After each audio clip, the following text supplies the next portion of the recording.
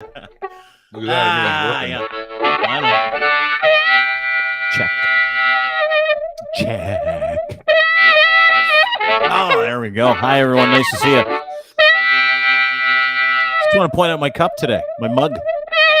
Like talking about my beverage. I always have a nice warm beverage to start every show. Everybody should. Everyone you're doing, just get a nice warm beverage. My mug today was a gift from a friend of mine. And it says, always bring your own sunshine lock. And I'm pretty sure that kind of describes me. Always bring your own sunshine. Sunshiny. I take positivity with me everywhere I go. Nice to everybody. I'm a uniter. I'm a unifier. Like I said, I didn't mean to be this culture leader, but I always bring my own sunshine with me. Nice to see you. How are you? What are you eating? I don't want a little fruit cup, little grapefruit fruit cup. I don't want you to take this the wrong way. You and I are friends. But I am sunshiny? Is that what you're going to say? No. If somebody asked me to give them a description of your friend Dean Blundell, Lachlan, I'm thinking sunshine would be one of the last descriptors. Really? Yep. I don't consider you a negative person. But you don't scream sunshine. You don't look at me and go, I just see sunshine on a cloudy day. When it's cold outside, I got the month of May. None of that stuff. You don't look at me and go, he just exudes positivity, sunshine, happiness, all that stuff. You don't do that? No. Well, you're one of the very few. You're a very confident man. Very, yeah. How else would I describe you? Large hogged. Would that make an appearance in the conversation? You keep threatening to show it to us. I know I would before we go live, but you never have yet. I kind of want to see who's got the biggest one of the group. I would suggest that in my description of Dean Blundell, as he eats his grapefruit fruit, I would say, like a 6-year-old. I thought I had time. Generally, you don't get started right away. I start all the time on time now. It's many things. I would suggest that you're a bit, can we use the C word? Courageous? No, that's not the C word I was thinking of. But you're endearing when you do it, kind of. Yeah, I'm an endearing cunt. Is that what you're saying? So yes, you're also inquisitive. Thank you. I try to be. Also, which I do enjoy. You are seeking. You're an information seeker. You also like to stir the pot. I would probably suggest that to people. Yeah, I'm a pot stirrer. You are definitely a pot stirrer. You're the kind of guy that walks into a room, drops something, and then walks out. Yeah, it's the best. It's called being a fire starter. I love doing it. I love to do things. I love to get people going. Then I love to peace out the back door when everybody's losing their fucking minds. You're the same way. We're the same way. That makes a good radio person, good content person. We're surrounded by. I like to stick around and continue to stoke the fire, though. You're an Exeter. Yeah, I am. I'm like, I like to see. Later. I like to watch when I light something on fire. I like to watch it burn to the ground. I like to see everybody's reaction. That's what I care. I don't even care about what I lit on fire. I just care about seeing everybody's reaction. I'm like, oh my God, you should see your face right now. I totally did that to you. It's awesome to do it to people. Anyway, so many people. I mean, we're all different, right? Like, you know, and it's not that, and I joke around about bringing sunshine. Be positive, be a good guy. We surround ourselves with good people. You are positive. And I try to look at the bright side, try to look at things we can do. And when it came to the Jordan Peterson thing, I'm like, who do we have? What raging lefty do we have in the network that we could send to cover? Good human, but just a good human being, a guy who's just fucking rock solid, loves content, very much like you and I, very inquisitive. His name's JB, Sheep King JB, ladies and gentlemen, and he joins us now. He's on a train all the way back from Ottawa. Oh, yeah, center yourself in the shot there. Nice to see you, JB. On a train back from Ottawa. You're a sunshiny guy, too, right? You're a fairly positive individual. Nothing gets you down. We really don't know each other, right? Because my so parents describe me as the exact opposite. They're like, smile, JB. Come on. I'm like, no, there's too many dumbasses in the world. Were you shit as a kid? Were you like one of those really depressed kids growing up? Were you one of those dudes that was like, I was quiet. I didn't say anything. I was. My parents described me as a good kid. So take that whatever way you want. But my parents described me as a good kid. And yeah, that's it. That's where I am. But I'm currently on a train in my adventures. Yeah. It says a lot. If you've got parents say he's a good kid. Yeah, if you can remember what your parents said about you, you turn out like JB, right? Kind of stable, right? Yeah. No, you're not an asshole. I would never call you an asshole. Not at all. You're incredible.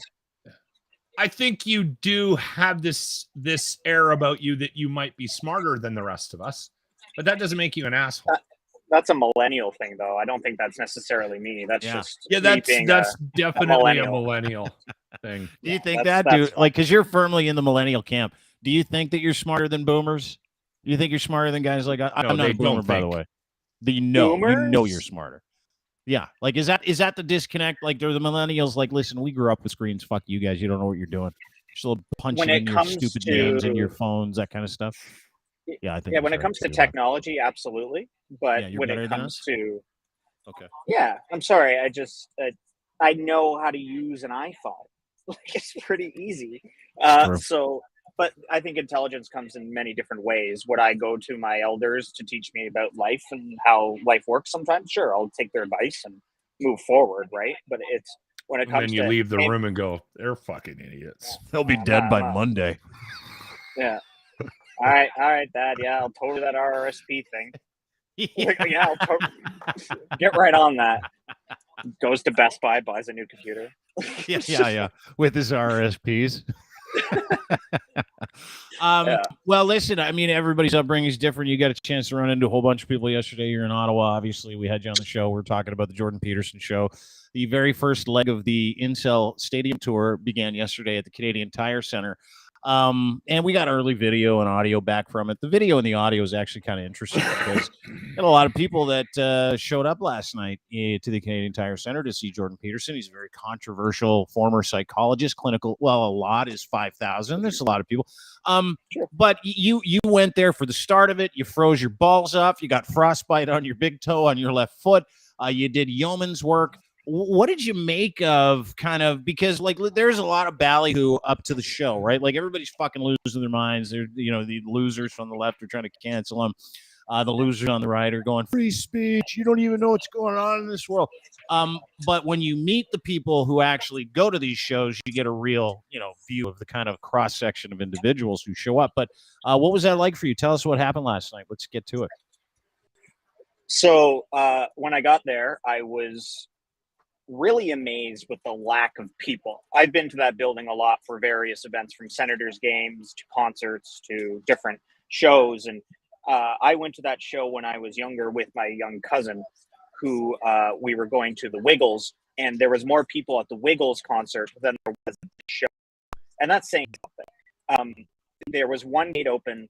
That's it. They were only bringing people in via one gate.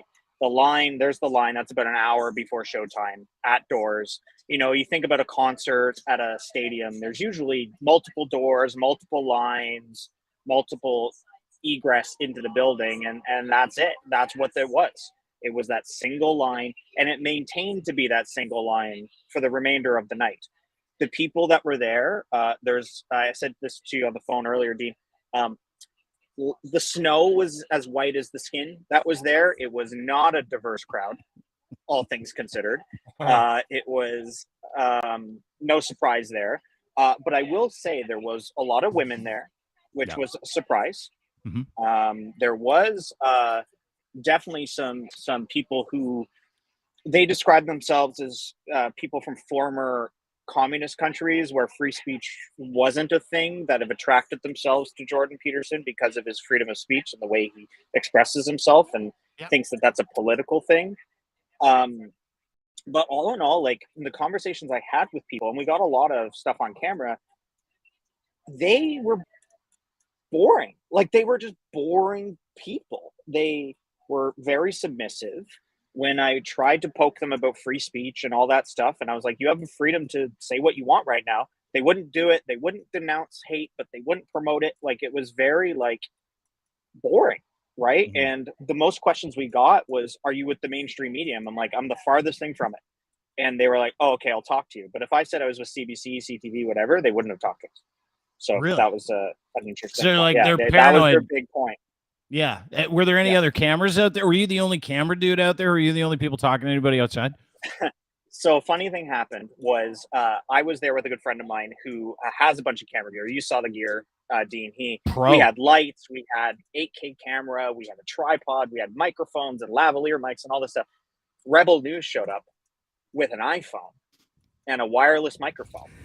And then they went to go interview people. The lighting wasn't good enough, so they couldn't get actual light on people. So they left without an interview in their pocket. We did get asked to leave when we were on the grounds. A member from the Canadian Tire Center showed up to us and said, "You guys need to go. You can't be on property." So we had to move across the street to the sidewalk, which was fine. They were nice about it, but whatever. Why couldn't you be there? Did they tell you why you couldn't be there? Did they tell you why you had to leave? No, we were just asking. Some free speech. This is a fucking free speech concert. And you're outside talking to people about their free speech and why they're going to a free speech show with Jordan Peterson. And they're like, you can't stand here and have free speech outside the show. It's only someone let only him on know. the inside. Someone let him know that you were down there. It was right after an interview. It was immediately after an interview. So like the second we finished, they came up. They're like, "You guys got to go." Did you mention Dean's? Did you mention Dean's name at all? Yeah. Did you drop my name? You could have got some free shit.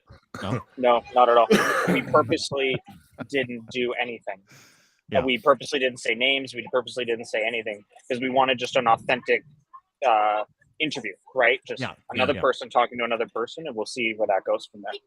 Yeah. So. I think what's happening, if I can surmise why you got a lack of reaction, because to be honest, I thought you would get more and that the crowd might be a little more animated. I think he's in there's a transition period happening now with him, right? And I think people are a little thrown off by how far into the religious. So if you're a Jordan Peterson fan, you may have, your uncle told you about him at a family gathering in the fall, and maybe you watched a YouTube video, or you've heard him on Joe Rogan. Maybe you even went so far as to get his book, and it's on your bedside table, and you're reading it, and you're a casual fan. You might not realize the transition that he's gone through over the last couple of years. But if you're buying tickets to his show in Ottawa, and you're one of the 5,000 people in that area that took time out on a Monday night in Ottawa in the winter to go see minus him 20 degrees too.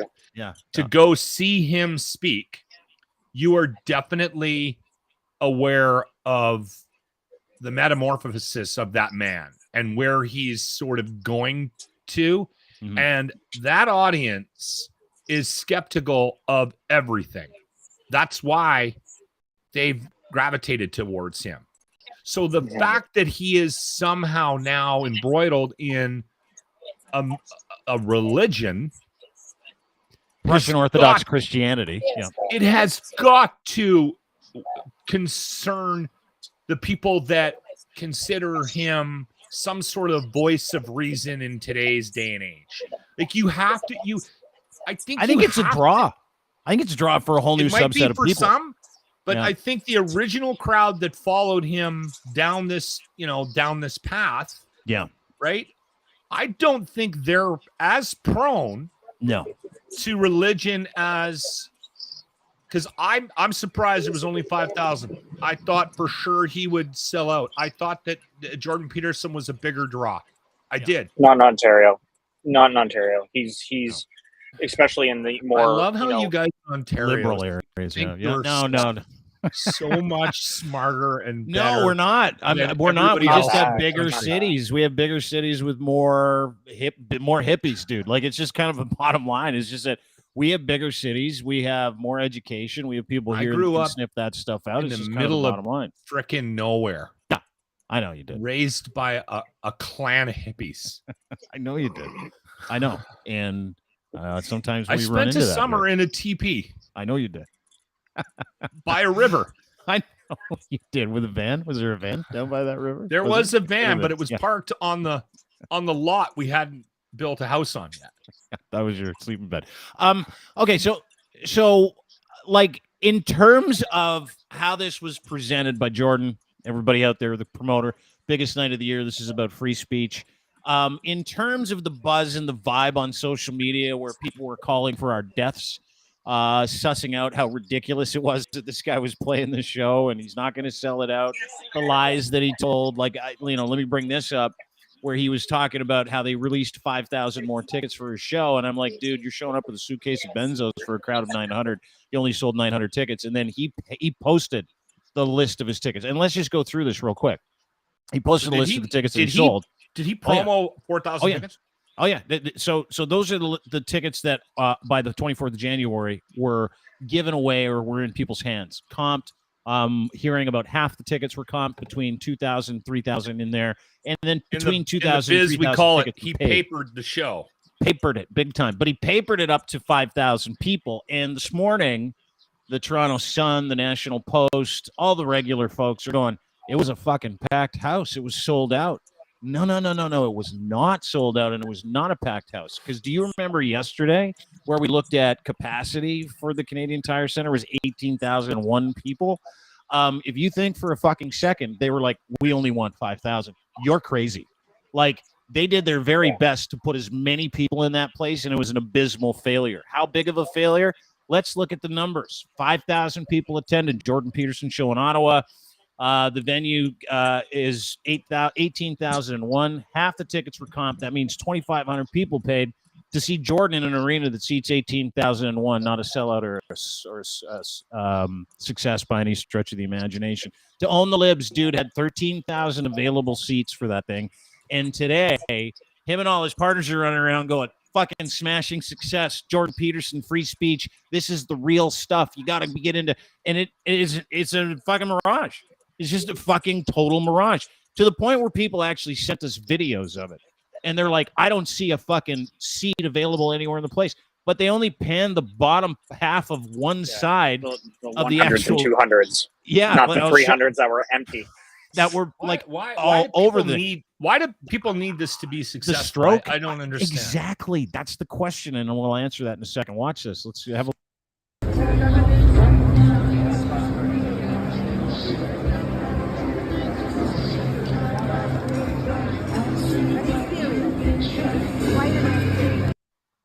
So there you see, they won't show the upper bowl. They won't show the other half. They just zoom in on the people that are in the two sections that they've actually used. And the goal was to be able to do 18,000. But for some reason, and I wanted to tell people, hey, this is the fucking truth. He maybe sold 2,500 tickets. And from what I understand, JB, you got premium parking. You walked up and we're kind of walking around and we saw one line going in. I mean, that tells the story of the mirage of Jordan Peterson a little bit, does it not? Like, this wasn't about him selling tickets. This was about making it look like he could sell tickets. And he sold about 2,500 to 3,000, which is great. I mean, it's this good. Is the first night of the tour? Yeah, but for him, it's everything. It's like a Trump rally, right? You know, where you go, we had millions of people there. It was like, it's the same shit.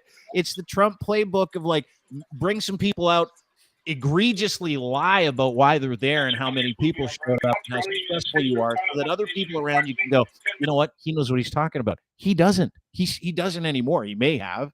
But bottom line is that wasn't that not the vibe that felt like when you were standing there for the entirety of people going into the show?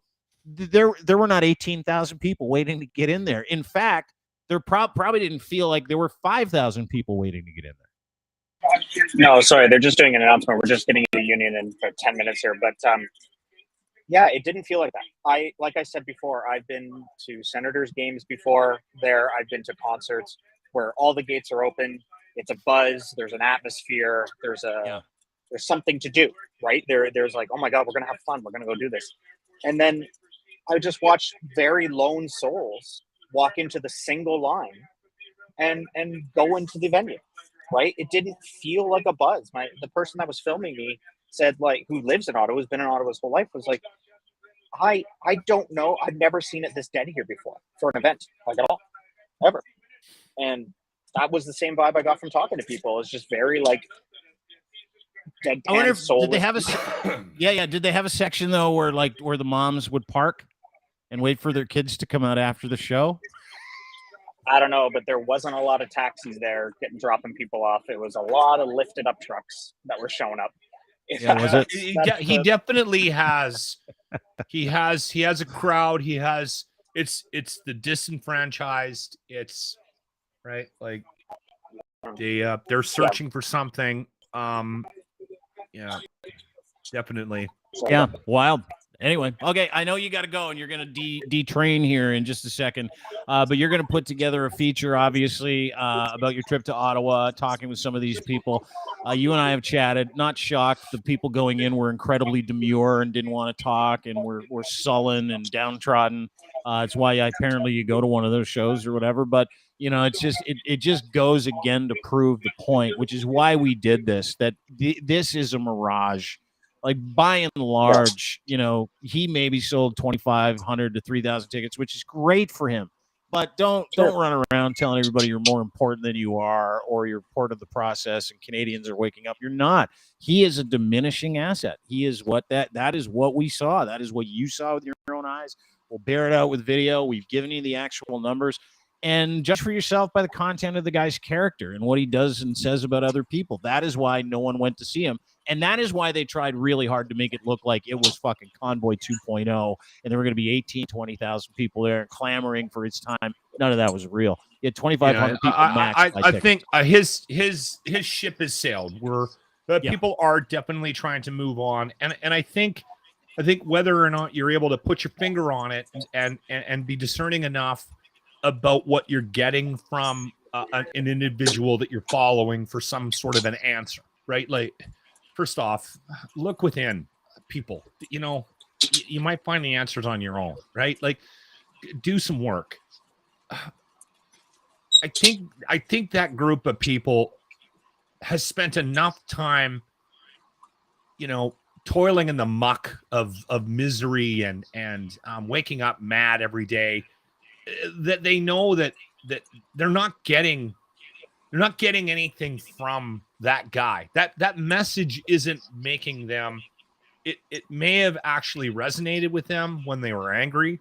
What are they getting from it now? And that's the sad thing about it is there was still 5,000 people in that building that left angry. Yep. Right? Like Angrier. That's the unfortunate part about it, right? And because I've heard every time I've heard him speak, I'm waiting for okay, now we're gonna make things better by being angrier, blaming other people, better by yelling at people, calling them sons of bitches. Consortium in the UK, and I'm gathering a bunch of really smart people, and you're going to do what?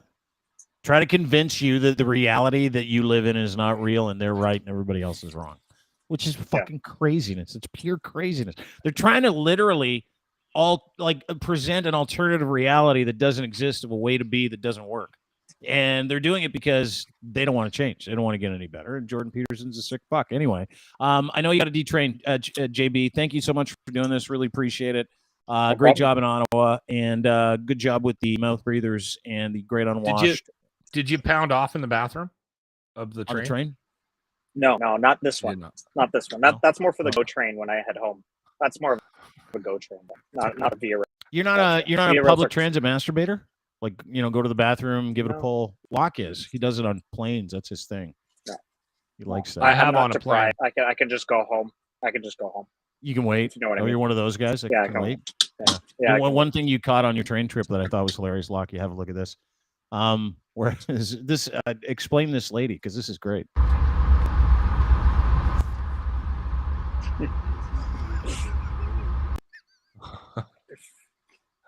I don't know. I can't explain it. She's got a mask on, which is really really smart of her. She's gonna have a crook in her neck. She's sleeping and she's got her mask over her eyes. You know what, man? I love that. I love that she can sleep like that on public transit. That's amazing. That's medication. It doesn't matter what it is. It's just the scene is incredible. Highly medicated. She's still going too. Is she still sleeping? Yeah. That's awesome. You want to go call her and get her on the podcast and ask her how she's doing? No, Yeah. absolutely not. Absolutely not. I'm That's good. Xanax. That's well, whatever it is, it's awesome. Thanks, buddy. I love how the person that you got here playing some solitaire is right into it too. That's great. That's a real life picture right there. It's a Norman Rockwell in Canada on a train. Thanks for doing this, dude. Appreciate it. We'll talk soon. See you guys. You got it. There you go. JB, care, Sheep JB. King JB, good man right there. That is a good man. Look at that. Listen, I don't wish harm upon anybody. I truly don't. But Nobody. there was just a little bit of me that when we brought him out of the green room, I wanted to see him like, you know, in a neck brace with a black eye, maybe a cast on his arm. Now listen. You know what he said to me last night? We were texting back and forth. I'm like, how'd it go? He's like, it's amazing. Like the difference between social media and real life is fucking incredible. Like, Yeah. you know, death threats from Jordan Peterson fans. I got thousands of them today because I pointed out that he only sold really 2,500 tickets to an 18,000 seat arena. And that's not People are called tough success. behind a keyboard. Super tough. But the second you put a microphone in front of him, and I laugh because they all go, try and say that to his face. Well, we sent someone there to talk to you guys, talk to all those people. And they're like, we don't want to talk. I don't want Yeah. But the second they get behind their phone, they're like, yeah, I'm a fucking LARPy hero now. Look at me. Deep down inside, I think they know that what they've followed, what the path they're leading might not be the best thing for them or society. I think you do know when you're on the wrong side of things sometimes. And I think sometimes it's hard to admit. And sometimes you just can't shake your convictions. Like I said, the thing that I find difficult about this post-pandemic conversation is, and Lynn's brought up yesterday, what did you do? Well, I did what I needed to do to get through. But I you know what? I'm pretty blessed. I've got a good life. I work hard, and we were pretty, you know, we're set up, my wife and I both, to get through these things. And if something had happened to me, I'm wired in such a way where I would have found a way to get through it. Right? Like if I would have lost my job, I would have found something else to bring money in. We would have made the adjustments needed to continue to live the life we want to live. A lot of people, they don't have those skills, right? And the marginalized community took it. They took it on the chin during COVID. And again, they're looking for answers. And a lot of them are mad. They lost jobs, they lost families, and again, sometimes you get hit 2-3 times, and you know, you lose that support system for whatever reason. And I don't know, man. We don't have a conversation. We don't talk a lot about the opioid crisis that went up tenfold, if not higher, during the pandemic. I mean, there's a reason why the Health Canada is telling everyone only drink 2 drinks. It's because the number of alcohol-related deaths in this country is skyrocketing.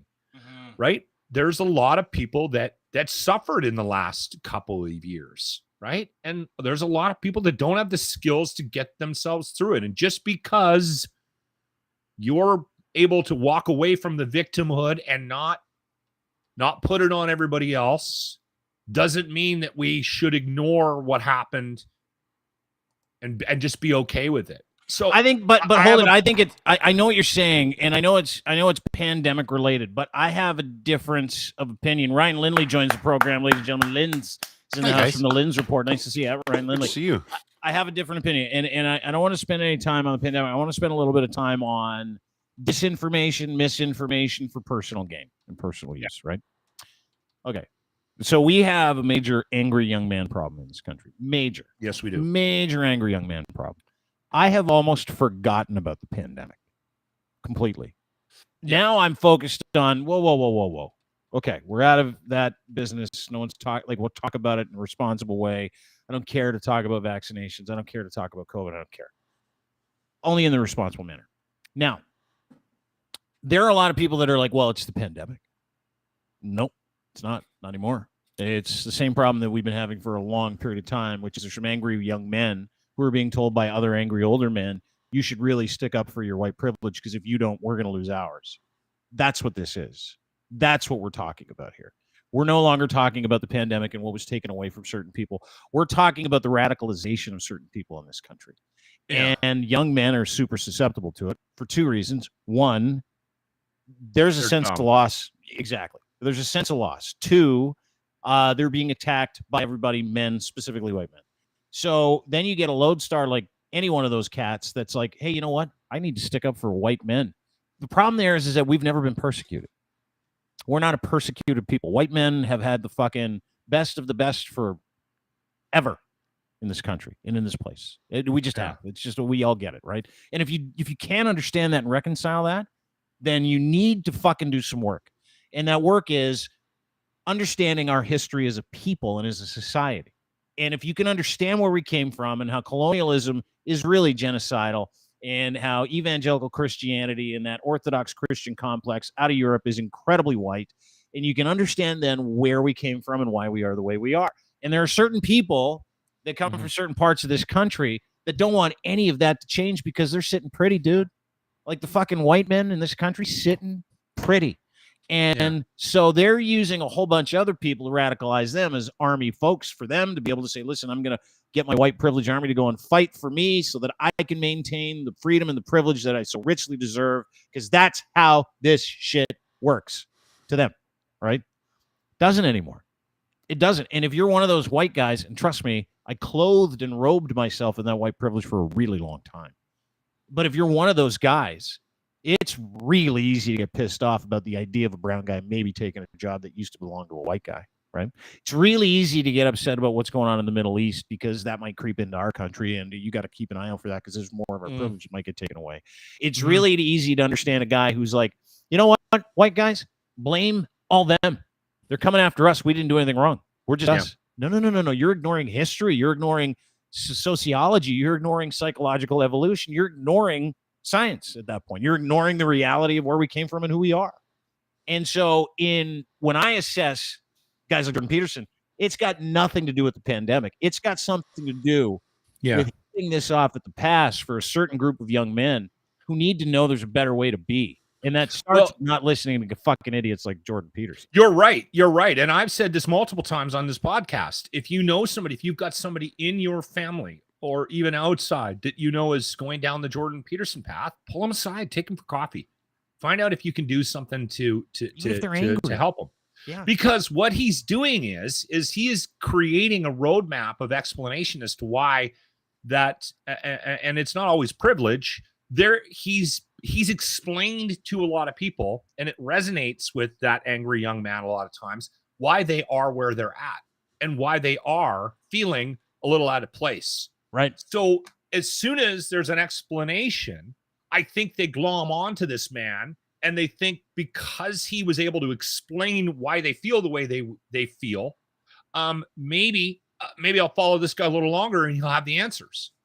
So again, that's why I've said out loud more than a couple of times, this guy, because it does make sense on a certain level. Fundamentally, he makes sense. He breaks down where we're at societally, and it does actually explain some things, right? When you take a macro look at where we're at, where young men are at, where we are at, and unfortunately, it doesn't. Do you know why we have virus software? It doesn't go anywhere. Do you know why we have virus software? Do you know why we have McAfee virus software? Because John McAfee created a virus and was like, now we need a virus software that we can sell to everybody because this is very viruses are yes. bad. Yep. I mean, it's the same shit. I'm going to create a virus. I'm going to tell everybody that I'm the antidote to that virus. That's what. But I think Jordan Peterson didn't create where we're at. No, he's symptomatic. I mean, right? It is what it is. All those cats are. But It is a fascinating subset of culture. It really, really is. It's just It is. this angry young men and the And you don't industry have that's to been be built that way. around them. No, I know you don't. You, and you it's the don't worst way have to be that way. You No. didn't have to let the pandemic affect you. You didn't. No. There are a lot of people that came out of it okay, right? I think we have a culture of victimhood, and we could sit here and dissect why we are where we're at in that sort of arena, right? And have that conversation again, but we beat that up pretty badly. Mhm. And I don't know if we have the answers as well. Like, that's the other frustrating thing about it, because we point out these things and we want to highlight how stupid a guy like Jordan Peterson is.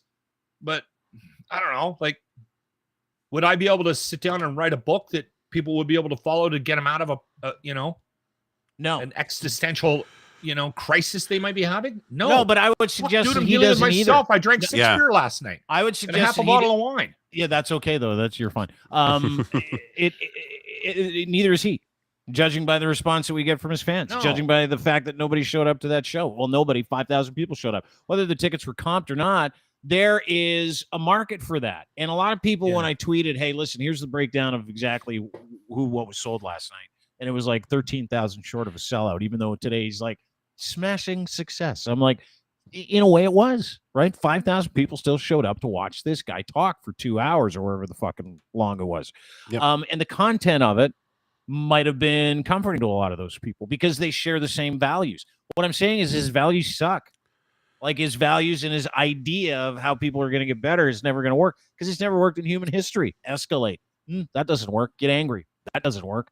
There's no such thing as righteous anger. Fucking all anger makes you a worse person. And he somehow is able to coordinate a show with 5,000 people where he's like, hey, guys, this is the victim section right here. I'll tell you how this works. Now, having said that, I wasn't actually in the theater, and I've asked people, what did he say? Because people were shit posting me this morning. If you'd have went, you would have gotten a lot out of it. And I'm like, well, tell me what you got out of it. That he's not a misogynist. I'm like, that's not what you get out of something like that. That's not why you go. You pay $120 for some guy to tell you what he isn't?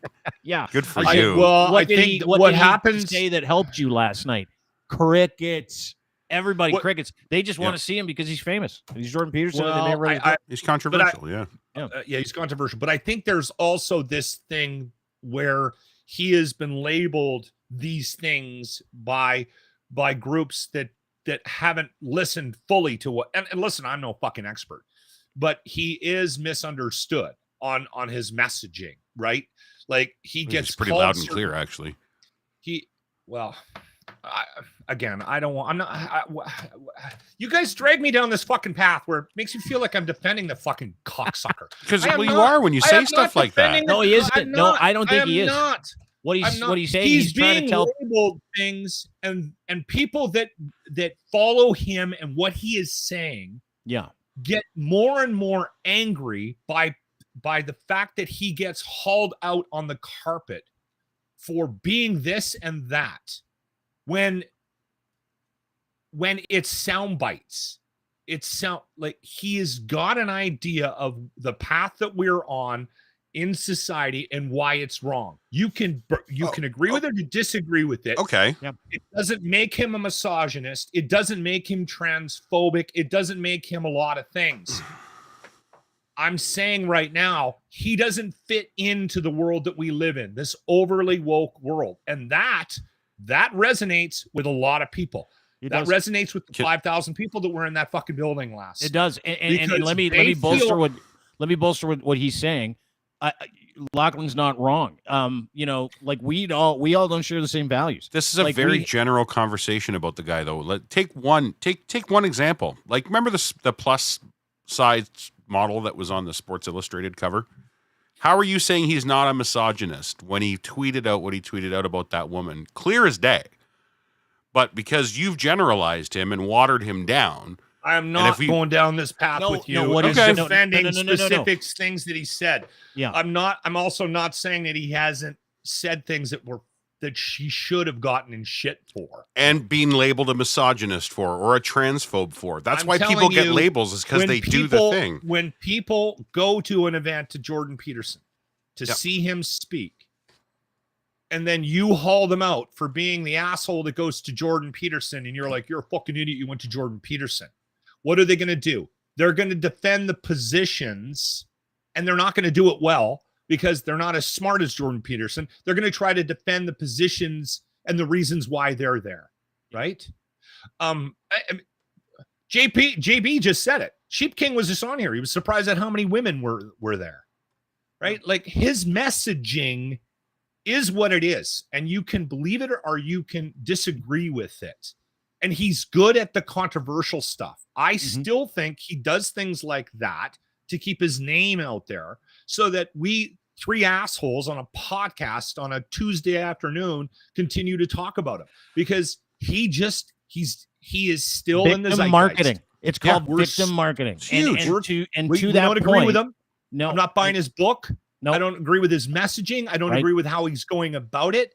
But we're sitting here now fighting over the fucking guy, right? Yeah. Whether or not he's not fighting or not. And just having a conversation. Yeah, it's an intellectual, academic conversation now. And let me just take it in that area. And I totally agree with what you're saying, Locke. And I understand where he's coming from. Is you're looking at it from an objective perspective, is like, hey, this guy's successful for these reasons, right? Yeah. Whether you agree with those reasons or not doesn't matter. Like, because there are people out there that share his values. Now, we happen to not share those values or virtues. That it's okay to make fun of an overweight woman on the cover of Sports Illustrated. It's just not. We happen to share the same values, the three of us. It's not okay to mock a trans woman who went through surgery to become a man. It's just not okay. It's not okay to tell everybody out there that, you need to blame everybody else for your unhappiness and become this island of an individual that only does business with certain people that also believe the same things you believe, that a woman's lipstick is actually the reason that she gets raped, which is something that he said. So when we talk about the individual and we talk about what he does, we don't share those values, right? Like, we just don't share his or those with that person. And that's kind of part and parcel of the bigger problem. The bigger problem is that there are no conversations that we have where people are going, no, but he is this or that is that. We can say, no, we understand that, but we're trying to explain to each other and trying to understand the phenomenon around this guy. Yeah. Right. And because it is a phenomenon, and we as good citizens, I believe, it's a grift, that we can identify what it is, which is a grift from a guy who says and does really wacky shit because something happened to him 2 years ago. Was he always this guy? No, he wasn't always this guy. And you know what? I've watched hundreds of hours of his lectures, and he said stuff pre-2019 where I'm like, that's really profound. It's an interesting way to look at that. And that's what I was telling you guys when we started shitting on him, because I wasn't following him up to a certain point. And a couple of years ago, when you guys were calling him out, I was like, really? Like, I've heard him taught. I'm not a fucking disciple. Yeah, but his TED Talks used to be actually really good. Like, they would make you think. You would hear him say something, and you'd be like, I don't agree with his seems like an opinion on it, but I get why he's saying it. He's strayed from that now because what he does now, I think, is he offers the easiest way, and we know this, we've talked about this countless times on this podcast. He offers the easiest way to remedy a situation in your brain, and that is to blame someone else, right? It's that whole victimhood mentality. So he's the balm, he's the salve of the people that think that they were used to have, like, be the king shit, people that were of white privilege, of whatever, a sort of whatever you want to call it. And he's just compounded it over and over and over again into this weird. It's almost subconscious now, I think, for a lot of people. They don't even realize, because when you do ask them, like JB did, he tried. What is it about him? And it's because you're right. He immediately gave you that salve, that bomb on the burn. Yeah. But then you don't realize that the burn's still there, that you have, that is self-inflicted. And he's a temporary stopgap to feeling bad about it. Yeah. And he's doing it for money. And that's what's so shit. I think that the thing for me with him, where I think he's so egregious, is that lack of understanding of his own hypocrisy. Like, he just, like, for such a smart man to be that disconnected from your own sort of flaws is is hard to watch. Like, for instance, I laughed out loud. If you listen to that Joe Rogan conversation he had a couple of days ago, it's the latest Joe Rogan, Jordan Peterson. It's 3 hours plus, 3 hours and 12 minutes, something like that, Dean. Joe Yeah, spoke for 3 6 hours minutes. and 3 minutes. Yeah. Joe, is Seriously. that what they broke it down to? I don't know what it was, but it was about Joe said less than 100 words. for sure. And I think at about the 2.5 hour mark, Jordan turned to him and he said, "You know, I really like you because you allow for the conversation." And I'm just like, what conversation? You have just been like, it's been verbal diarrhea from you for 2.5 hours. You haven't let anybody, you haven't let anybody into this conversation in your own fucking head. You like Joe Rogan because you're the narcissist. You spoke so eloquently about why narcissists are where they're at. You're that guy. And he has no way of he's not even aware of it. No self-awareness at all. How Zero. can somebody that smart be that fucking dumb? Compromised, dude. An interdiction happened in 2019. Something. We all know what it was. And he is full of this idea that he's the guy. Full of it now. And he's the guy for Jesus Christ as Lord and Savior. And When he I'm thinks on this he's on a mission from podcast- God. Literally. Yeah. When I'm on this podcast and I have a manic day, like I feel it. I get off and I know I'm like, oh, I walked on everybody on that fucking panel today. You got to shut your fucking pie hole and open up your ears, Locke. You do. Right? Like, I'm aware of it. All right. I mean, I know how I come off in a room. I know what kind of energy that I present. Today, I was asked by someone to go from an 8 to a 2. First off, I'm never going to be a 2. Never. That's never going to happen. You're never going to see a 2. You're a Winnipeg 7 in my books, baby. Here's Saskatoon 6. I'm probably a baseline 8. Oh, that's an Like- Alberta 4, actually. Yeah. Anyway. By the way, speaking of Alberta, right? Not to change the subject, but I want to change the subject. Okay. Are you guys watching the series on Crave HBO called The Last of Us? Are you guys Yes. watching this? I heard about this through You're not watching this? not yet. I only just learned about it through How you Lachlan, can be actually. part of the Lachlan team? and You can't Grant. be part of the team if you're I not watching it. know. If you gotta watch don't it. think that I'm going to get off this podcast and go put it on while I make dinner, you're out of your mind. 'cause We it got to sounded be so careful good. about how we negotiate this conversation, Dean. Yeah. Because I don't want to ruin anything for anybody because No spoilers. It's so fucking hard to do. I just like I realized Yeah. in the last 10 years people don't like spoilers. And I mean, it's going to be a bit of a spoiler today, but I'm not going to spoil it. It is some of the best TV I've ever seen. I've heard it's very well written. What's the guy's It's name? The so lead character? good. Pablo. He's the guy in all the Linz. Mandalorian. What's his last name? Pablo. Fuck. What is his Pedro name? something. Oh, Pedro. Pascal? Pedro Pascal. Pedro Pascal. Pascal. Lead character in it. He's only Okay. in good shit. I don't know. Fucking Yeah. this guy's got the best agent in the world. It's based on a everybody's video gonna- game, right? It's based on a Yeah. video game called Yeah. The Last of Us, where this zombie apocalypse Zombie happens, and Dystopian. Dad's got to fight his way out, and he's got to take this miracle Okay. child across the world. It's just it's incredible. It's incredible because it's believable, right?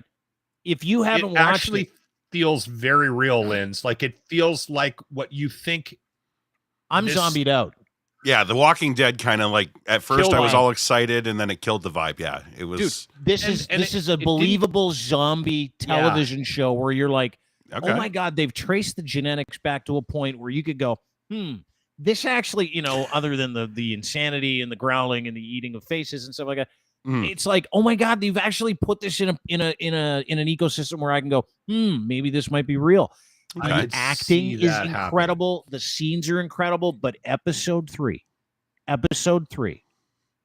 slow moving, Drops one of the Sunday. greatest episodes of television I have ever seen. Ron Swanson, Nick Offerman, plays a survivalist. Seriously? Okay, Yeah. then I'm totally in. Linz, you're love not him. getting him. You're like he should get a fucking award for that. All of episode. them. Dude, He and- was so good. there is, and I don't want to wreck it for anybody, and I don't think we should. I don't think we should go all the way with this conversation that we were going to have today, Locke. I really don't. He said something on his radio show today that gave a part away today, I think. Yeah. And I don't think we want to do that here. I don't think we want to, because there are a lot of people. This is like the most highly rated show that's been on television in like 10 years. Like everybody's watching this shit. And my wife's watching it, which is incredible, right? Wow. Yeah. Because she cried. She cried. Episode 3, I fucking cried. I cried because come on. In this, are you guys serious? dude, in this episode, okay, there's love, there's decision making, there's some uncomfortableness depending on how you feel and who you are. All right. There's some education, but more importantly, it is one of the most fucking intense, emotional, riveting hour and 16 minutes of television you'll ever watch. They don't kill any dogs or kids, do they? Nothing. Okay, then I'm in. No. I can't take that anymore. Just can't. I can't watch anything like that anymore. Don't say. All right, anything. don't say anything. No, don't say. Don't say. All right, then. All right, leave it. Just leave it. I'll but figure it out. you can't start with episode 3. You got to go back to the first episode, and you got to watch it all the way through, because if you don't understand the genesis of it, episode 3 won't matter to you. Okay. And episode 3 will go down as one of the more one of the best single episodes of television ever written. All right. Ever. And acted. That's saying something. I truly believe that. I think you know what? You know who I want to see? You know who I want to watch this? Who? And who I would like to get their opinion of episode 3? Vince Gilligan. Oh, I would like, Breaking Bad. I would like to see him. I'd like to be in the same room with him and watch episode 3 of The Last of Us. What a great dude. Vince Gilligan is the master of that kind of television. Shit. That tense, not a lot going on. He's also the guy pauses and silence Saul, where you're fucking so emotional. That takes a comedic actor and throws him into a dramatic role and gets a performance like he did from Nick. I didn't think about that. You're right.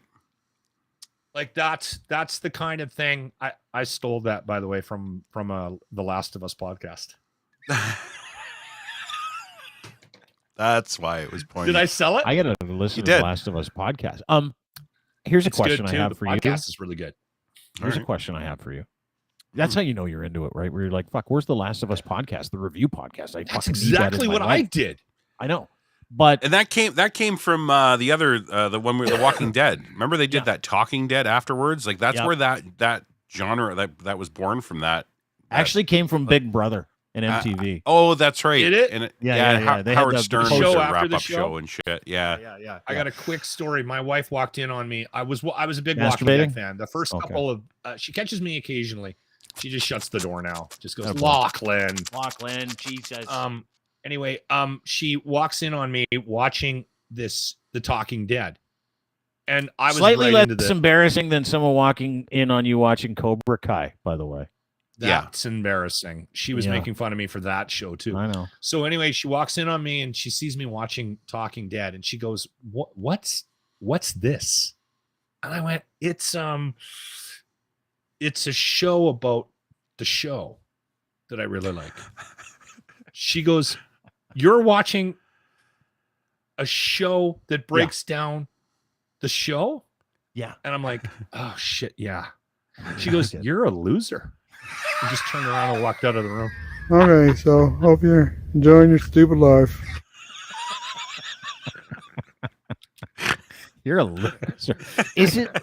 Listen, I got to tell you something.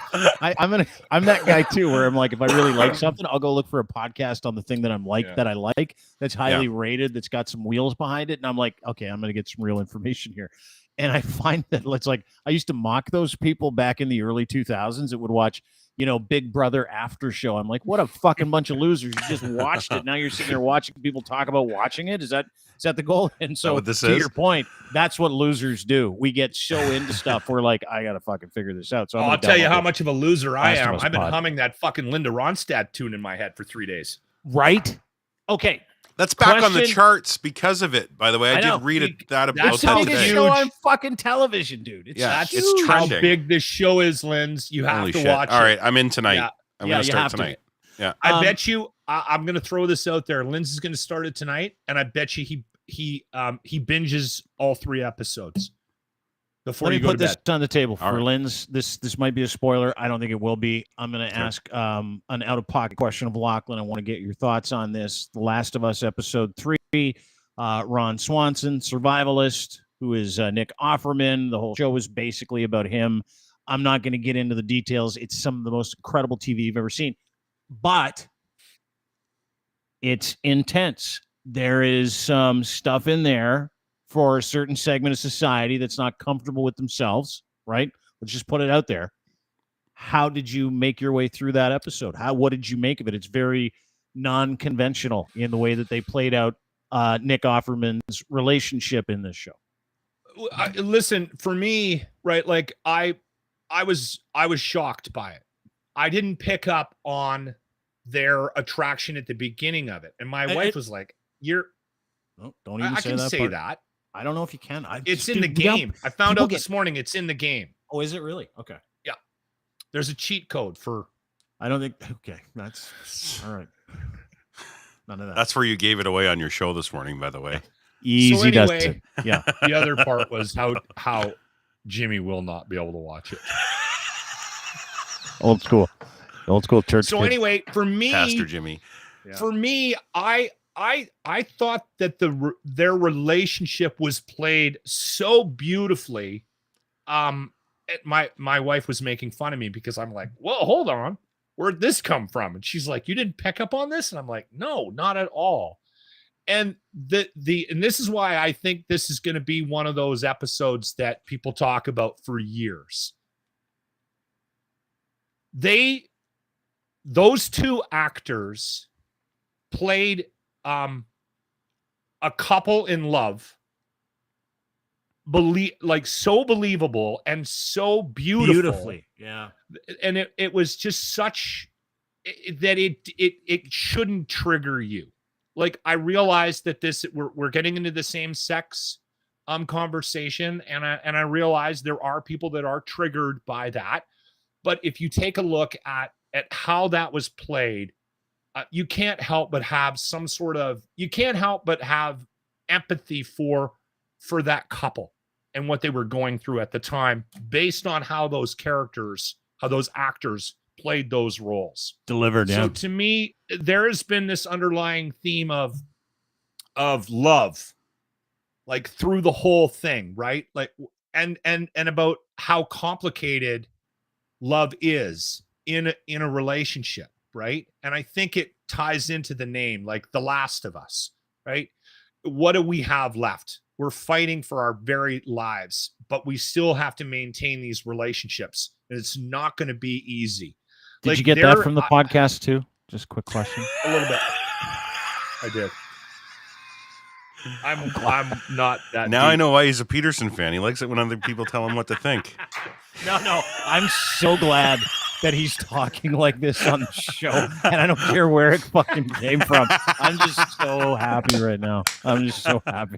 Did you get that from the podcast? Yeah, totally. And there's there's so many cool little things. Like, yeah, like if you like, it's throwing old loose Linda in there, Linda Ronstadt, like that. Like, there's just such a beautiful thing about how they use that song. It's a great show. I started to watch it because it was filmed in Alberta. There was parts of it that were filmed in Edmonton. Very little of it was filmed in Edmonton.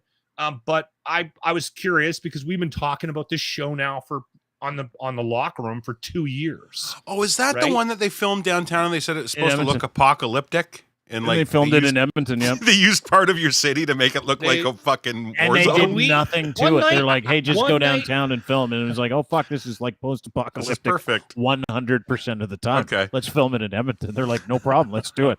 Usually it's One Hamilton, night- but One feel night better we today. were at a bar. We were at Kelly's Pub, and we're Oh, yeah. walking up, and we're like, "What's going on here?" And we walked right by a set that was used for the filming of The Last of Us. And so we're sitting there outside. Nicest having part of drinks. town too, by the way. Yeah. Actually, that's a decent part It of is a town. decent And the part way of they town. had set it I was up, at that pub too. it's a great pub. It is a good pub. Yeah. But it was kind of cool to see. Like, to me, when I saw that set, I got to be honest, it looked really, really fake. Right? Like it didn't look. It looked. I was like, oh, You can stand up this for the is city not of gonna be champions good. all you like, dude. Yeah. They filmed it in Edmonton for a reason, and Alberta, Calgary, by the way. A lot was filmed in Calgary. They filmed it in Alberta for a reason because they're like, what's the cheapest way we can film in a city that looks like it was This is fucking derelict for years? This is HBO, and they do quite a few projects in Canada, and Alberta Yeah, they has a very strong. I know you're making fun of it. No, I totally am. Yeah, you yeah, can. yeah. You totally can. Yeah, no, I am. I will. We there are Won't stop. elements of Edmonton that are shitholish. I will admit that. That's freely. racist. But You're homophobic. the Way to go. the landscapes in Alberta, and you can go from one extreme to the next, right? Yeah. It's part of the reason why a show like this works so well filming. And I have a feeling they're coming back to do a second season, is the rumor. So we're going to get Nice. another production here, probably this year, 2023, from The Last of Us. Have they You know what greenlit a sucks about second these- season yet? I don't know. There's a rumor that it's going to happen. You know Oh, what okay. sucks about these shows, these streaming series, is that there's only like 8 to 10 episodes. 10 episodes, Lucky yeah. if they're 10. Sometimes Yeah. they're 6. Yeah. And I'm always and I think it's the psyop of that streaming service, new streaming bullshit. It's like only give people 6 or 8 episodes. It'll drive them crazy. We'll wait for 3 years, like House of the Dragon. I'm already dying for the new season of House of the Dragon in Your Honor did 2029. it to us. Yeah, Yeah. the one with Bryan Cranston where he's the judge. Same thing. It just I gotta dropped watch. now after That's 2 on my years. list. That's That's a on my list. great- To watch second. Is great. it good? Oh Is it good? my I gotta god! watch it. Listen, don't read anything about it. Just you have to watch it because there is so many points in that show where your fucking mind explodes, and he's so good in it. Bryan Cranston is a genius. And Okay, here's a killing question it. I have for you guys. Bryan Cranston, I know he's a TV guy. Bryan Cranston or Daniel Day-Lewis? oh, Who do you pick right now? You got to pick one actor for a movie you're doing. Daniel Day-Lewis. Me too. Without question. yeah, he's His great. scope. He's fucking Yeah. yeah. He's the but you know greatest what? actor of It's our so generation. unfair. That's an I know it unfair is. one. I know. Let's do. I I love TV. Bryan Cranston. Okay, Bryan Cranston or Pedro Pascal? Bryan Cranston. Bryan Cranston right now. Yeah. Pedro Pascal doesn't have the catalog yet, right? No, For me. no, he doesn't. He might. Yeah, he Like might surpass him. You never know. I spent 7 years Very watching good. Breaking Bad, like at the edge of my seat, waiting for the next episode. Yeah, Yeah. me too. Yeah. Yeah. Like 7 years after it ended, though. I was one of those guys that was like, I was that guy. I too. should watch this. And I'm like, I caught I'm up. so happy I didn't watch it when everybody else was So watching it. am I. And everybody was jealous like 3 years after it ended. I'm like, hey, I'm watching Breaking Bad for the first time. You're like, I fucking envy you so much. Yeah. I'm like, Yeah. yeah, you do. Yeah. you do. Yeah. I was at the front end of Breaking Bad. I think I missed the first season and a bit, and then I caught up. The other one that I watched, like almost from the beginning, was The Sopranos. Like that was like a Sunday was- night thing for Yep, me. That was same it. Here. That Yep. changed everything. Like you did Vince Gilligan again, right? Like if Yeah. you haven't watched The Sopranos and you're like fucking enamored with the way television works today and the way that we stream shows and what we see and how real was and the gutty OG. it is. Like some of the best barehanded killings I've ever seen were in The Sopranos. And I'm like going, this is fucking TV. This is cable television. Are you fucking kidding me?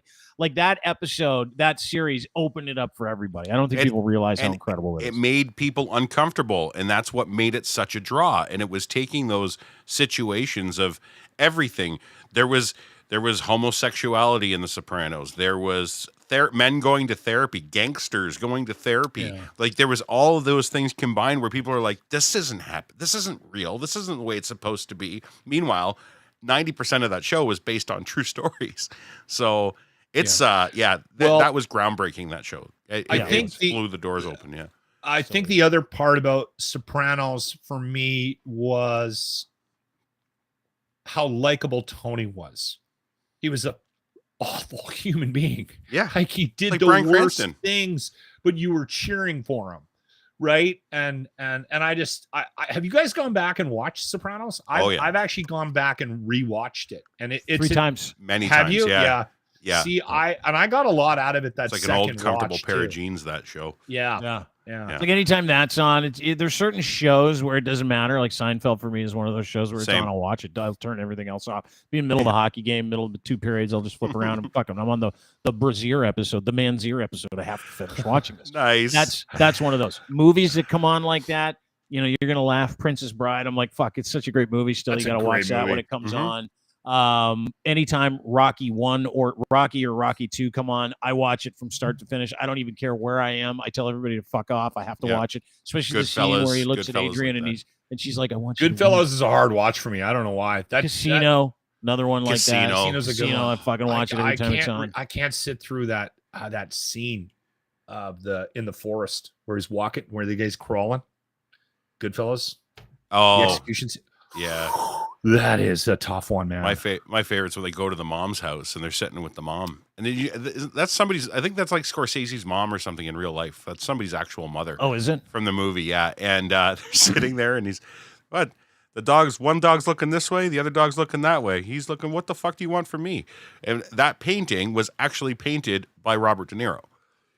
No way. In Yeah. Goodfellas? That's a Was cool there a- little. Yeah, I'm pretty Wow. sure that's the story. It was an actual De Niro painting. He's awesome too. Scorsese's Yeah. awesome. We're in the golden age of television, aren't we? Like, fuck, we didn't have this stuff when I was a kid. I look at my kids all the time and I'm like, you know, how good you have it. Like when I did homework, I had to use an encyclopedia. You stupid fucking kids. And they're like, Yeah. what's that? I'm like, it's a series of books that weighed more than a house. And everybody had them. You can just type something in and look for the answer. Then you go on GPT, you can write a fucking essay. None of that stuff is real. Same thing with television. We had 4 channels when I grew up. 4 channels. Rural Saskatchewan, 4 television channels. Yeah. And you got nothing.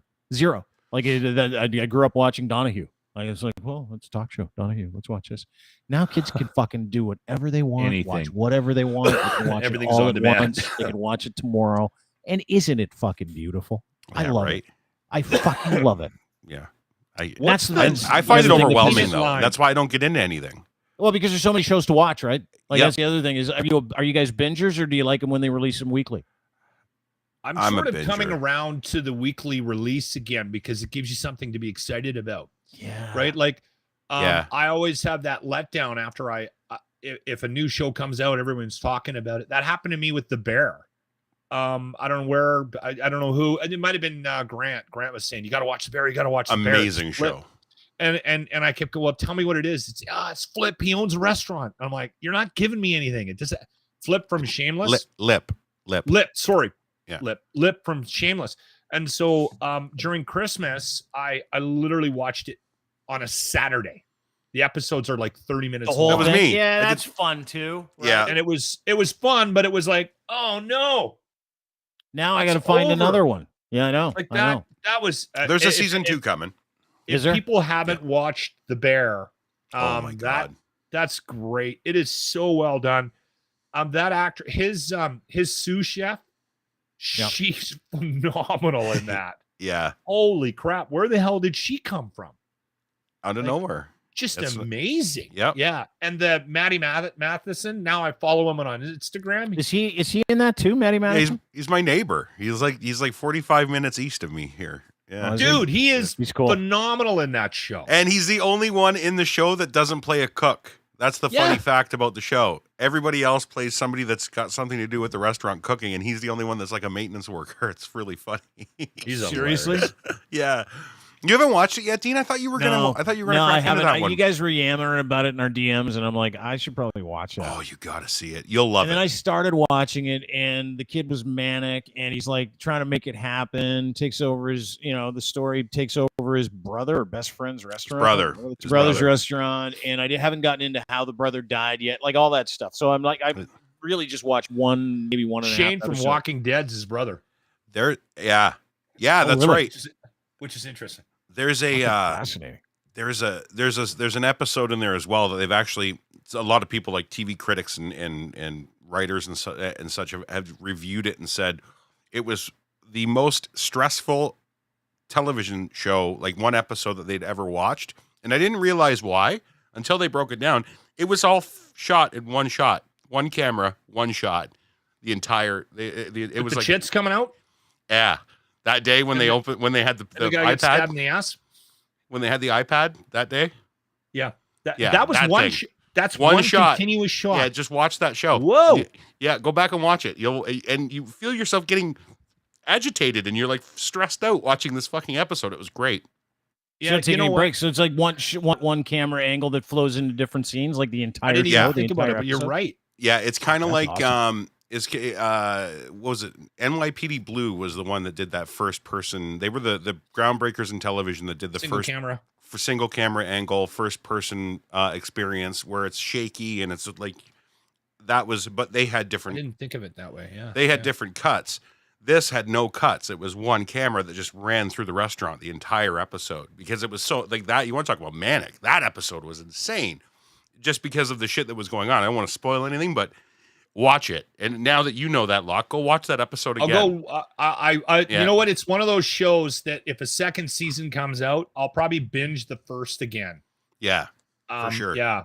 It's definitely. Oh, like as a refresher, will you binge? Like if a lot of people did that. Like new season of House of Dragon came out, and then Game of Thrones really trended for a long period of time. Everybody's catching up. Watching Game of Thrones is the same thing, right? Are you one of those guys too? Where you're like, fuck, I'm gonna binge. It depends that on the first show. Second season, Yeah, I gotta really love the show to go back and rewatch. I'm doing it right now with Hunters. That it's on. Is it shit? Is it on Disney? It might be on Disney. No idea. No. Which one? Hunters. Oh, I don't know. I haven't seen that one. It's with Al Pacino. Oh, and it's the Nazi hunter thing. The Nazi hunters. Yeah. Oh, have you guys seen that? I've heard of seen it. Like the first 3 episodes of it. Yeah, a young man. Yeah. I've seen. I think 3 episodes, interesting, but not for like 2-3 years. It's like a 2 or 3 year old series, if I'm not mistaken, right? Yeah.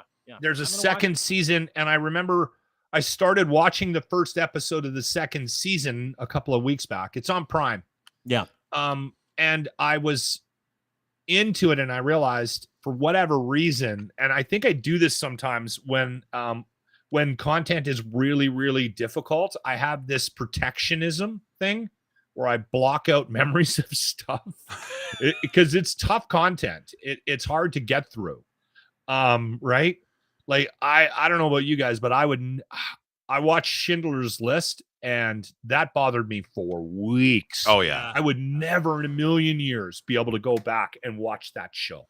Dude, I can't watch shows that leave you sad at the end of them anymore. I'm one of those guys. Same with like horror shows. I'm like, why would I fucking make myself feel like shit for the next 5 hours after watching? I don't want to be agitated. Like The Conjuring. My son came back the other day. He's like, let's watch The Conjuring. I'm like, fuck you. I'm not watching The Conjuring.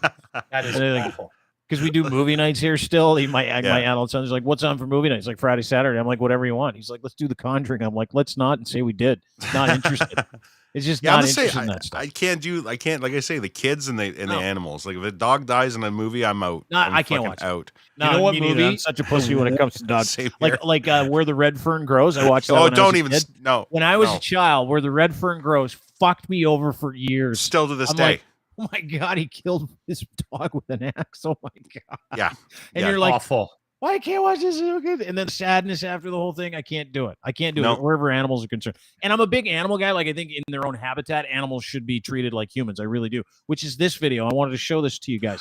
Yeah. Do you remember the Timothy Treadwell guy? Do you remember Timothy Treadwell? Grizzly Man. Do you remember that guy? Went in Alaska. It was like 15, 20 years ago. Goes up north. Is he the meme guy? No. Timothy Treadwell. I'll Google him in just a second. We'll talk about the guy. Went and spent a whole bunch of like years in the wild with grizzly bears, and the parks guys are like, hey dude, they're gonna eat you at some point. And he recorded his own eating. He recorded his own death. Yeah, do you remember that? That's right. That guy, Grizzly Man. You're not showing it eaten, are you? I was one and done on that video too. No, but I have seen the remains. I've seen the autopsy photos because I'm like, how much of them did he eat? And almost all of him and his girlfriend they ate. Totally dead. And they're like, for years, they're like, dude, you got to stop coming back here hanging out with bears because they're gonna eat you. And sure enough, a bear known in the area as the Machine ate them. Him and his friends. Bear. Like, delicious. Yeah, probably. I got to go see Cocaine Bear. Yeah, that's this month. Too. Is it? Yeah, it's on Netflix? I think so. It's coming out on Netflix? I think it's coming on Valentine's Day. Oh, that'd be great. But there's a video of a bear. These people, these outdoors folks, were in a stream. I believe this is also in Alaska. I would shit my fucking hip waders. Watch this video.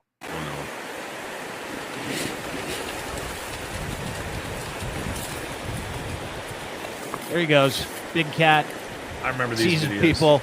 These guys are just sitting there with their fucking backpacks going, hey, don't eat us, please. Just Like, drooling. is that? I remember. Look I at remember that these videos. fucking thing. Look at it. I'm going to start the video again. I got to start the video again because this guy's making his way.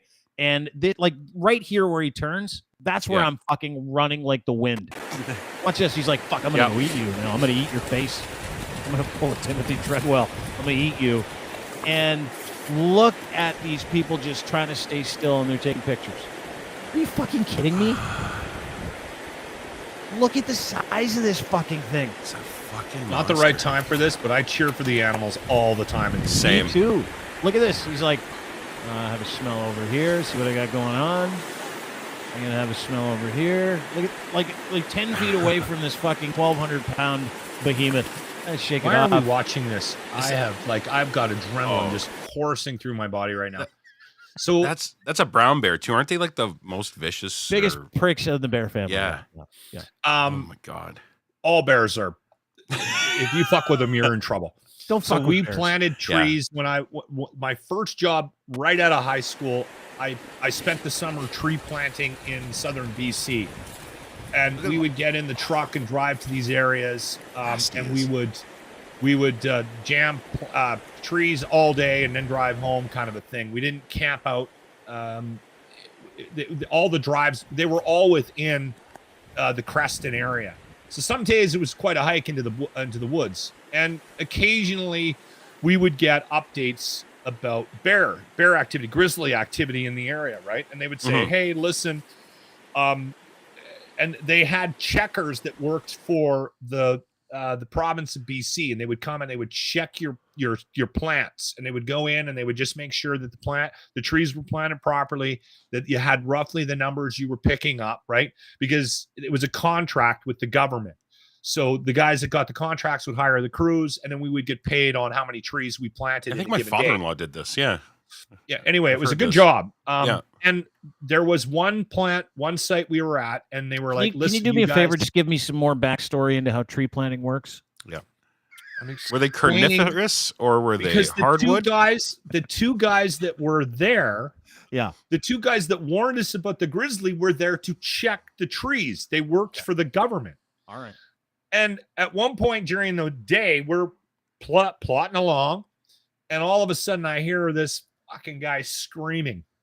He's like, "Get there!" And he comes running over the crest of the hill, and there was two of them up there. Only one came running back, and we're all sitting in the trucks, and the guy is freaking out. He left his buddy back there, and he's like, "I don't know. He's dead. There's no fucking way he's alive."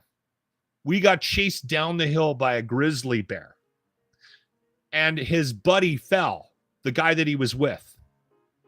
And we're all sitting there, like literally talking about what are we going to do, right? And finally, a couple of guys grabbed a rifle, and they were like, "Well, we got to go up there, and we got to at least see what happened," right? So they're gone for like whatever 20 minutes, and they come back with him, and they're carrying him. This fucking guy fell, tripped over something, broke his leg, and was sitting there, and he was like, "That's it, I'm done," and just told the bear to fuck off. He went, "Fuck off," and the thing jumped up on its hind legs, went back down again, and walked away. Fuck you. We're like, "Did you scream at him?" He was like, "No, I had no energy left. I couldn't scream at him. I just turned told him around to fuck and off. just fuck off." And he thought, "That's it, I'm done." And it Isn't turned that- around and walked away. What a way to end that story, though. You know, thinking, oh, only one guy came back. He tripped and broke his own leg. Broke And his leg. the bear felt sorry for him. Looked at him. I'm not even gonna fucking eat you. Yeah. I would have That's so preferred it if funny. you said one guy came over the hill and we were picking up pieces of the other guy for about 4 hours after that. Yeah. That's a way better How story. traumatic would that have been, though, going over there to grab the remains of your buddy? Right? Oh, the Like worst.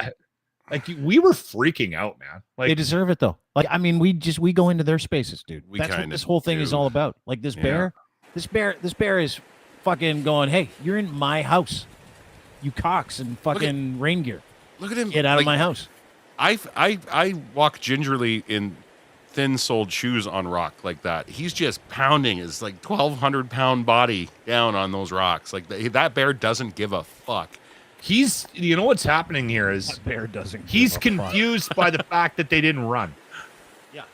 Right. That's How do you that's- overcome that fucking fear though? Like that's the thing that I wonder when I'm watching this. I'm like, every part of my being, every fiber in me just says, get away from this as fast as you humanly can. Yep. And if you're one of those people, how do you sit there and go, just don't move? Like whatever You don't. You do what I do, and you run like an asshole, and then you get eaten. I scream and I'd be scream. screaming. I'd be pissing my pants, Yep. shitting my pants. You could everything shit all at at once. full speed. It would happen. It would be turds coming out the one side. I'm not Screams proud on enough. this. I'm not.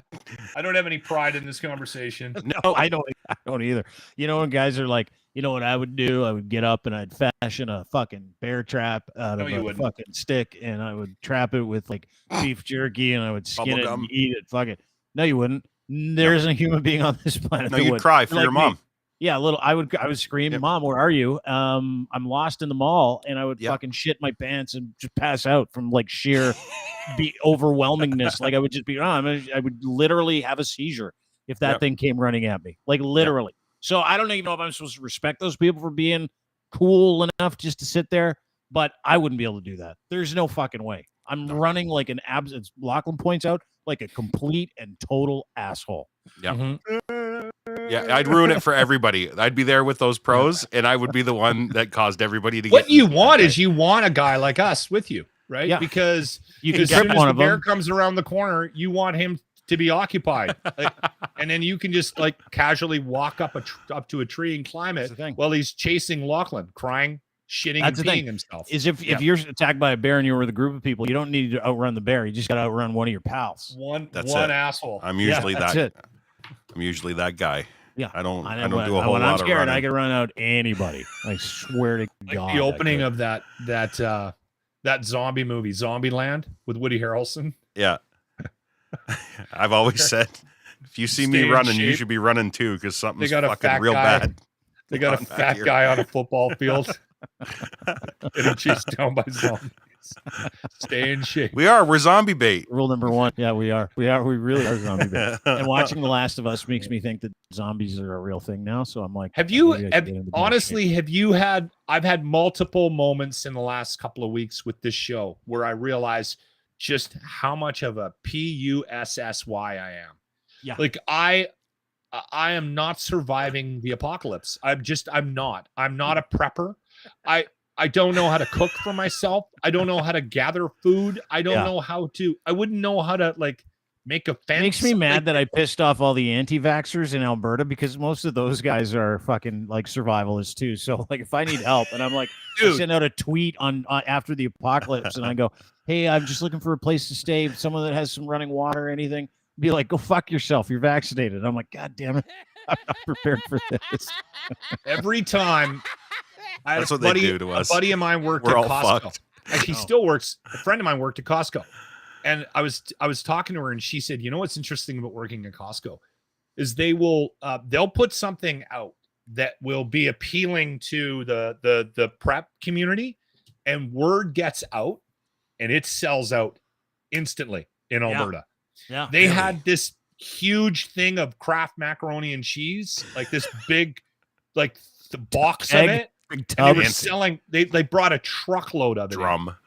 put it out, and they couldn't get Bunch it of guys off in the beards truck and really fast enough. unattractive women kind of running in with their fanny Yeah. packs and their He said weird it's- hair and their fucking She BO said- going. This woman Let's I know, she snap worked at it up. Costco. She goes, "It was unbelievable." Track How pants that say quickly- juicy on them. Yeah, she said anything that got the attention of the preppers was gone like that. It's a big industry, man. Dude, if I have enough for a couple of snowstorms, that's my idea of survival is like, do I have enough coffee? Do I have enough creamer? It's not like, and it's not like, do I have enough dried meats? Do I have enough dried vegetables? Like, am I preparing properly? And when you watch The Last of Us and then you consider the time that we're in, and then you wonder about how fucked the world would be if really World War III happens, I'm like, maybe it's not a bad idea to be like Nick Offerman in Last of Us. Maybe I should start prepping some stuff. Maybe I need a couple of 1,000 bags of rice. I don't know. If You know who Russia makes came you know over who- the North Pole, I'm sorry. You know who makes I'm a a goner. mint on that? Those evangelical preachers, that Kenneth Copeland and all those guys have prepper businesses on the side where they Yeah, sell they're called food doomsday buckets. businesses. Yeah, I watched the food whole buckets thing and all on that it. shit. Yeah, like Joe Rogan is a big survivalist. He's into the doomsday shit. There's a whole bunch of this is the thing. That's like all those people are super prepared. All the crazies are prepared because they've been waiting for this for like 100 years. The Randy Hilliers have their cabins filled with food buckets and No, darts, dude, that's res smokes survivalist and group. food buckets. That's That's right. survivalist group's different, Linz. They're not the same. Like they're literally the guy that that can take a pocket knife and walk into the woods for 4 days and they're fine. Yeah. Right. Like that. There are those guys out there, and they're not the Randy Hilliards. They're a different So I wouldn't breed. do well then, is what Dude, you're saying. Of No. all the people on this panel that would not survive Uh-huh. the apocalypse, I think you're right there. I think you're Yeah. right there, either with us or maybe a step ahead of us. I Even consider parking my own car at the hotel roughing it. Like Yeah. you're roughing it. You got to park your own car. That's roughing it. If I have to walk downstairs to get dinner, Yeah. that's roughing it. Do you ever read the old letters that the pioneers that settled Canada? It's a fucking great story, and we'll end with this maybe. See how it goes. When the pioneers first started coming from Europe, right? Like Canada was giving away land to Europeans, people from all over the world. They're like, "Come, we'll give you like 3 sections of land in the middle of Saskatchewan." They're like, "Fuck, 3 sections of land." That's how my family ended up here. A few hundred acres. Like, let's fucking do it. Yeah. So they came over from like Lithuania and Ukraine, Yeah. and all kinds of countries, European countries, Norway, like places where it gets really fucking cold, right?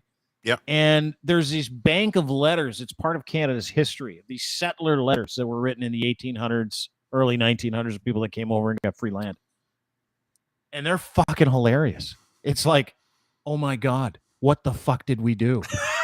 Every single letter starts out with, "Dear Mary," or "Dear Frank, our lives are over. We will all die tonight in Rosetown, Saskatchewan, in a mud hut, trying to make this work. The fire is out and we haven't eaten for 4 days. This place is fucking shit." And then they actually followed some of these letters where things got a little better, and they're like, "Today we farmed this much land and we did it by hand." And I'm like, to that point, I'm like, my God, Lachlan has a point. We are pussies. Like Oh, yeah. we are from a Huge. generation of like people who don't know how to grow shit, don't never know been how to war. eat shit, never been to Like, war, Nothing. but we're willing to fucking tell everybody how it all works. Though that's what I love about us. We're like, Mhm. this is how it works. Though Foremost like, authority. the biggest pussies. Like if you get answers at your fingertips with Google, you don't have to go to the library. You don't have to get on a bus, go to the library to get an answer to a question anymore. You don't have to grow your own food. Fuck, dude. You don't even have to make your own food anymore. People We do will all send it that to you stuff just pre-made. yeah, we do it all now like it's ironic. We're like, "Oh, look Yeah. at me. I have my own I have I'm potatoes proud of in a myself, pot." and I don't start a kitchen fire with make good food. Yeah. Right. Like, such an idiot. I Making read it this harder. story about this That's all I'm guy saying. that lost all his money in the stock exchange. I forget his name. I read it quickly this morning, and he took off. It was an article that was released in December, and he's living on an island in just off of the coast of Australia now.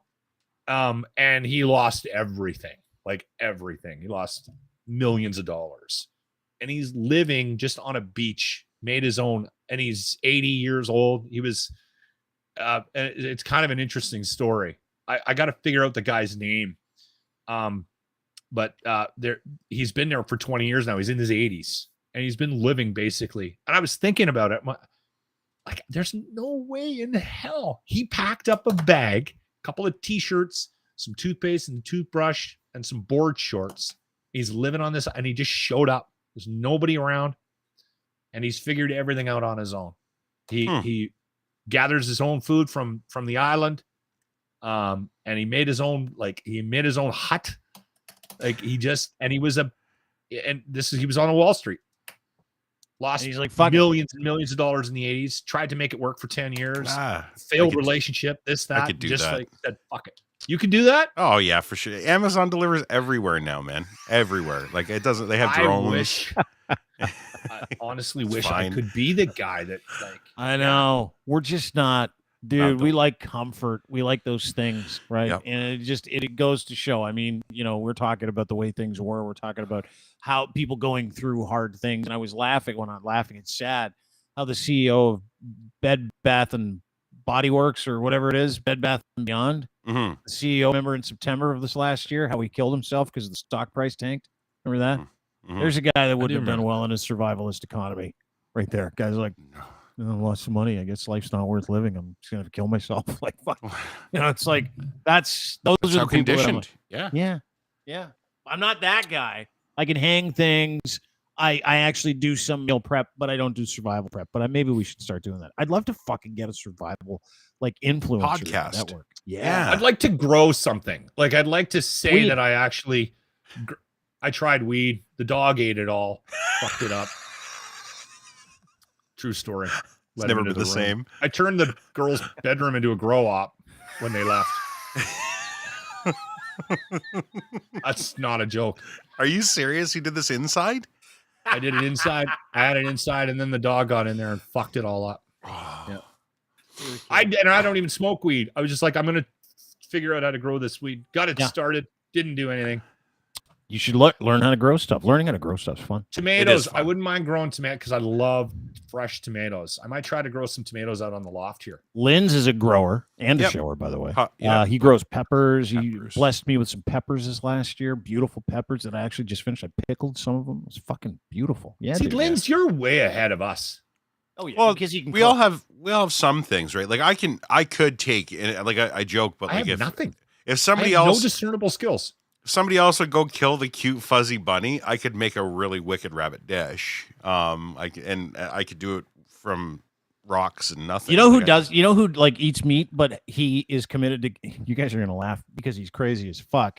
But Mark Zuckerberg will only eat what he kills now. So He's like a lunatic. he's fucking. So there's the days where he's like, okay, I'm gonna go down to the butcher shop.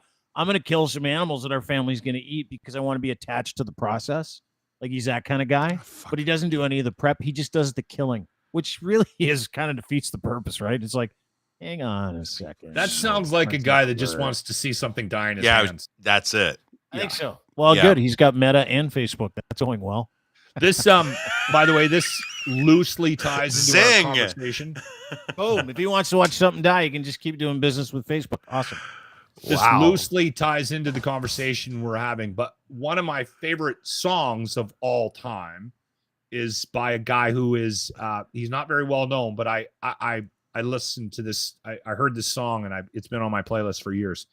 It's called "To Leave Something Behind," and his name is Sean Rowe, Sean, and then Rowe. I think both of you guys, I know your musical tastes. You would really like this song. To leave something behind. He's the survivalist. He's the guy that takes some string, a roll of pennies and a knife and can go into the woods for a week and survive, right? He's one of those guys. He's one of the survivalists. And makes his money on as a musician. And he looks like a guy that could go off into the woods for a week and survive with a bit of string and a pocket knife. That's what I don't get about Well, these those cats. I don't get about these guys sometimes though. Like you can have all these skills and that's really cool. And I think like it is. I'm not disparaging you and I'm not making fun of you. But why do you have to look the look when you don't have to look the look yet? Why do you have to grow the beard now? Why can't you just be like a normal? Why do you have to Watch look The like a weirdo? Last of Us and you'll get your answer. Watch The Last of Us, episode 3. You'll get your answer. They're all right, yeah. beardos.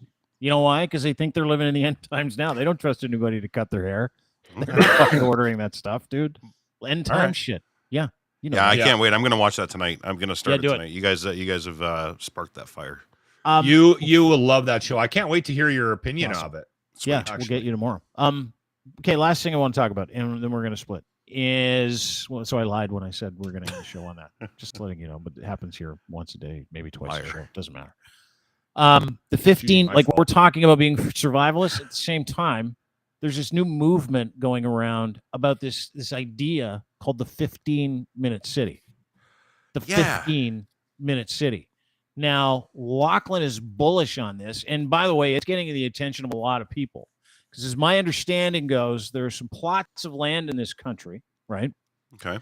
And these plots of land in this country, Downsview Park in Toronto would be one of them, has enough of an infrastructure base that they can say, okay, we can build a city where from everywhere in the city, you're only 15 minutes away from the Walking core, or biking. right?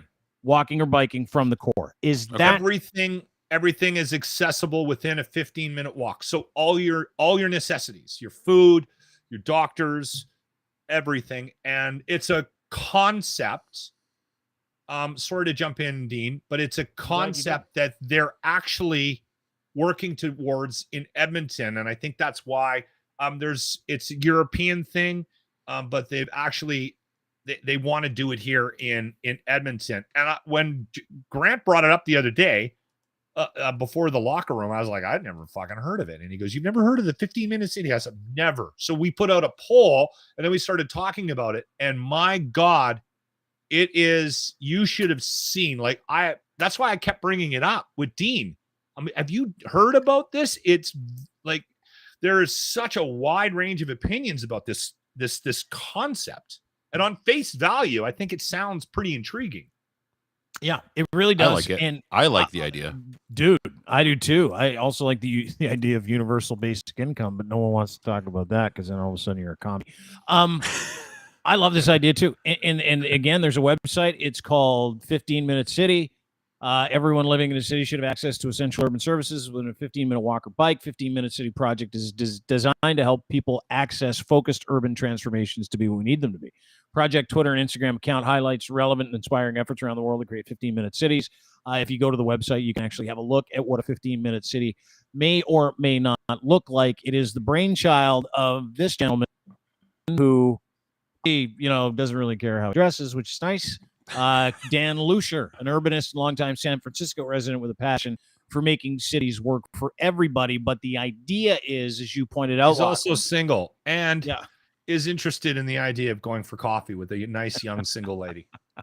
He's also a big fan of Hill Street Blues and a whole bunch of other TV shows no one watches anymore, and probably plays frisbee golf. But that's okay. That's definitely frisbee golf. I was allergic to shaving cream. You know who I found? and peanuts. They're always allergic. And he's They're always gluten-free. allergic to peanut. Yep. This guy's for sure gluten-free, isn't he? Not celiac though, just gluten-free. Yeah. And I found just out moved out of his mom's basement through Brett Wines, or sorry, Brett. What's his name? Ago. Dragon's Den guy, Brett Wilson, Brett Wilson, where he hates the idea. He's like, the Edmonton-based eco-alarmists have gone off the deep end, nuts, crazy, irrational, bizarre proposal. Edmonton 15-minute cities, and then he proceeds to post a picture of a British city called Canterbury. So he doesn't even know this is going on. They're doing this in Oxford, and when I first started to do a little bit of research and learn a little bit about it, I was doing the research. Like, yeah, this makes sense. Like, you have your 15-minute city. Everything you need is within walking distance. You got your liquor store, you got your bar. There's a hospital. There are medical. There's groceries. There's everything you need right in 15 minutes. You can walk. There's a park. There's a place for your dog. It's not just a clever name, then. Yeah. So I liked it. I liked the idea. I thought, well, that kind of makes sense, but when you get to the reason why this thing is starting to be becoming a bit of a populist movement, it's based on limiting travel from one section of the city to the next. Because what they're really worried about in Europe is overpopulation. So their urban planning is trying to create these regions in and around Europe where everybody has everything within 15 minutes, so they don't need to leave their section of town. And then you take it the next step further, and they're like literally limiting travel to another section of the city. So if you, like, let's say grandma lives in a 15-minute city just north of you, you would have to apply for a permit to drive there to see her. Oh, shut up. Are they seriously going on? That's what's happening. And you know who hates that? And I know who hates that. Alberta. The freedom fighters. and me. I'm telling you right now, I don't want to have to apply to go north of the city. You don't want to have to fill out a vaccines form to go visit your over. grandma on her birthday. You want to be able to get in your fucking car. You want to be able to go to grandma's house. You want to be able to say Yeah. happy 90th. You want to give her a big mustachy kiss. I don't want anybody mustache, infringing not on my yours. fucking freedom. Exactly. Here Nobody we go. does. Here we go. Oh fuck. Right. So Here we anyway, go. and then the other thing, the reason why this is the reason why people like this is because it's the millennials now, right? Like if you take a look at any sort of municipalities, all the city councilors, for the most part, the majority of them in a lot of these major cities now are in their 30s, right? Which stands to reason. They're getting more proactive. They're getting more involved in their communities. And what are millennials? Millennials, they love rules. They just want mommy and daddy to take care of them. And so they're not triggered by the idea that they would have to go on their phone and apply for some sort of a pass to let them go into another section of the city. It doesn't bother them. It's like the fucking Hunger Games, dude.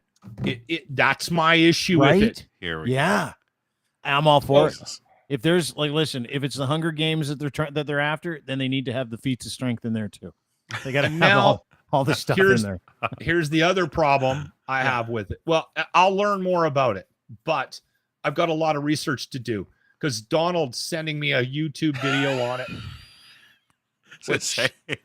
And it's ties to the World Economic Forum and the Great Reset. Oh, Like, yeah, dude. it's Anytime someone says, maybe we should change the way we do something, 15-minute city doesn't sound so bad, then they'll get into the weeds of it, and then they'll be like, nope, this is bad, this is bad, this is bad. And I would happen to agree with those freedom fighters if they're upset about a fictional 15-minute city that in no way is being done here in Canada yet, where it's like, okay, that's just another reason for these cats to get mad. And I get that part of it because I'm like, wait a second, I'm not used to like getting in my car, putting on my app that I'm allowed to go across 16th Avenue, right? Well, here's the other thing. Normally get my car, go across 16th Avenue.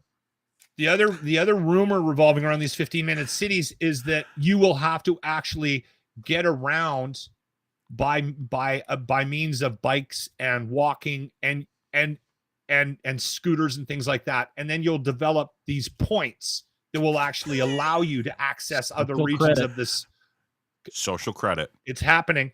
You'll never ever be able to drive that Dodge Ram again. Fucking millennials are ruining the world. This is red meat for the crazies, and I fucking love it. I love when someone's like, I've got an idea, and it's based in like, where the world's going, trying to return to some sort of normal, trying to beautify a city, and it might come with some really stupid ideas in it, but whatever, we can work on those ideas. And they take those things and they go like this. Fucking George Soros strikes again. Yep. There we go. This is funded by Pfizer and George Soros. And you know what? When someone says you don't have encroaching on our freedoms. Exactly. Exactly. Cross that border, the Jewish space laser is going to take you out. The 15-minute city is going to be our new convoy. Watch. Oh my, dude, yeah. They're going to, and I can't wait. I can't wait for the 15-minute city to be, that's never happening in this country. Guaranteed. If they do it, it'll be a beta test. It'll be weird and it'll be fucking like Biodome. But whatever. It's just, I'm sure they have. But this is not going to happen. And they're going to take this and treat it like it's happening like today. Right. And they're going to be Soros, fucking Klaus Schwab, that cocksucker. Here he is again. You know what? If I want to get in my Subaru, drive to the north end of town to play darts, I don't want Justin Trudeau telling me I can't because I haven't, gotten enough points walking around my fucking community. Yeah, but that's not happening. That's my point. Next thing you know, they'll be gating these 15-minute communities. Here we go. Border guards. Right, it's a website like the concept car. Like, think of it like this. The concept car where you're like, oh my God, that thing doesn't have wheels and it comes with an animal on the back. That's crazy. Yeah. You're like, that'll never happen because it never happens. Or the flying cars that they've been around, like concept flying cars, never happen because it'll never happen. It's the same thing with the fucking 15-minute city. And so you're all jacked up over there right now because you're full of Alberta. You're all jacked up and you're like, this is happening. Fuck Trudeau. I know exactly how you think because you have a little, even though you're totally normal and you're able to be self-aware, you're still triggered by the idea that Trudeau might make you fill out a permit. Like, it's craziness. You know what? Fucking 200 years in the future, if that. Dude. You'd be dead before anybody's in a district in this city. In your city or in listen to me. We did this. We did you this want to already keep in Ontario. your fucking head in the sand? Go ahead. Hey, I'm you know the just other one I trying to love help. too is where they're like, you know what? Go ahead and ignore it. We won't be here for you when it all Yeah, comes down. Yeah. I'm trying to be friends with the guys with all the guns.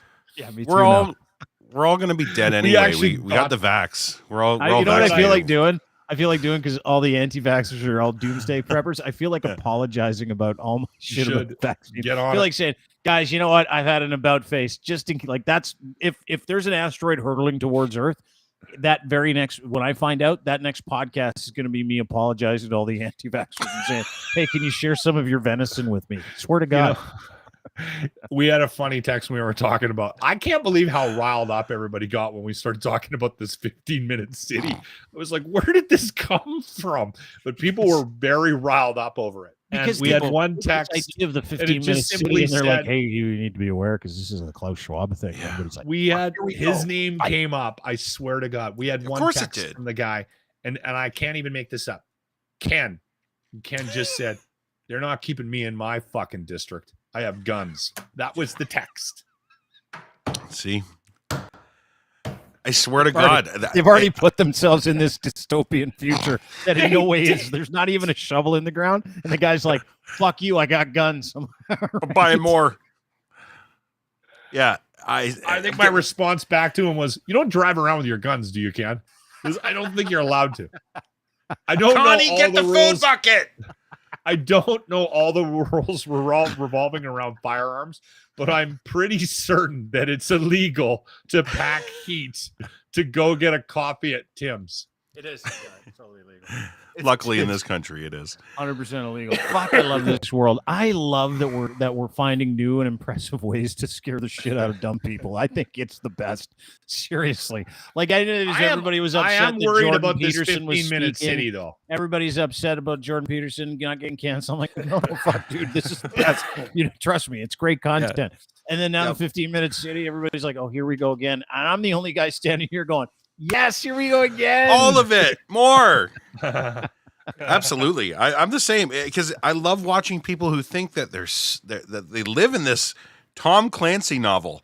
They think that they live in some sort of fucking like they're so bored and their lives are so boring. They just try to manufacture some sort of like movie plot. LARPy Yes. sort of like position in a LARPy movement where they're like, guys, this is our next battle. Look like, at Romana Didulo, like that crazy bitch, and everybody that follows her. It's a LARP, but it's like led into the people losing their homes because they're just And so I love fucking. It. Yeah, why do I love it so much? Keep to going. your point, Linz. Like I said this to a guy who called me and he said, "Listen, I know you guys are joking, but you need to be worried about this 15-minute city. This is just the step to them controlling and taking away your freedoms." And I was like, dude, okay, help me out here. So we got into it, and I talked to him for about 6-7 minutes. Yeah. I think his name was Ron.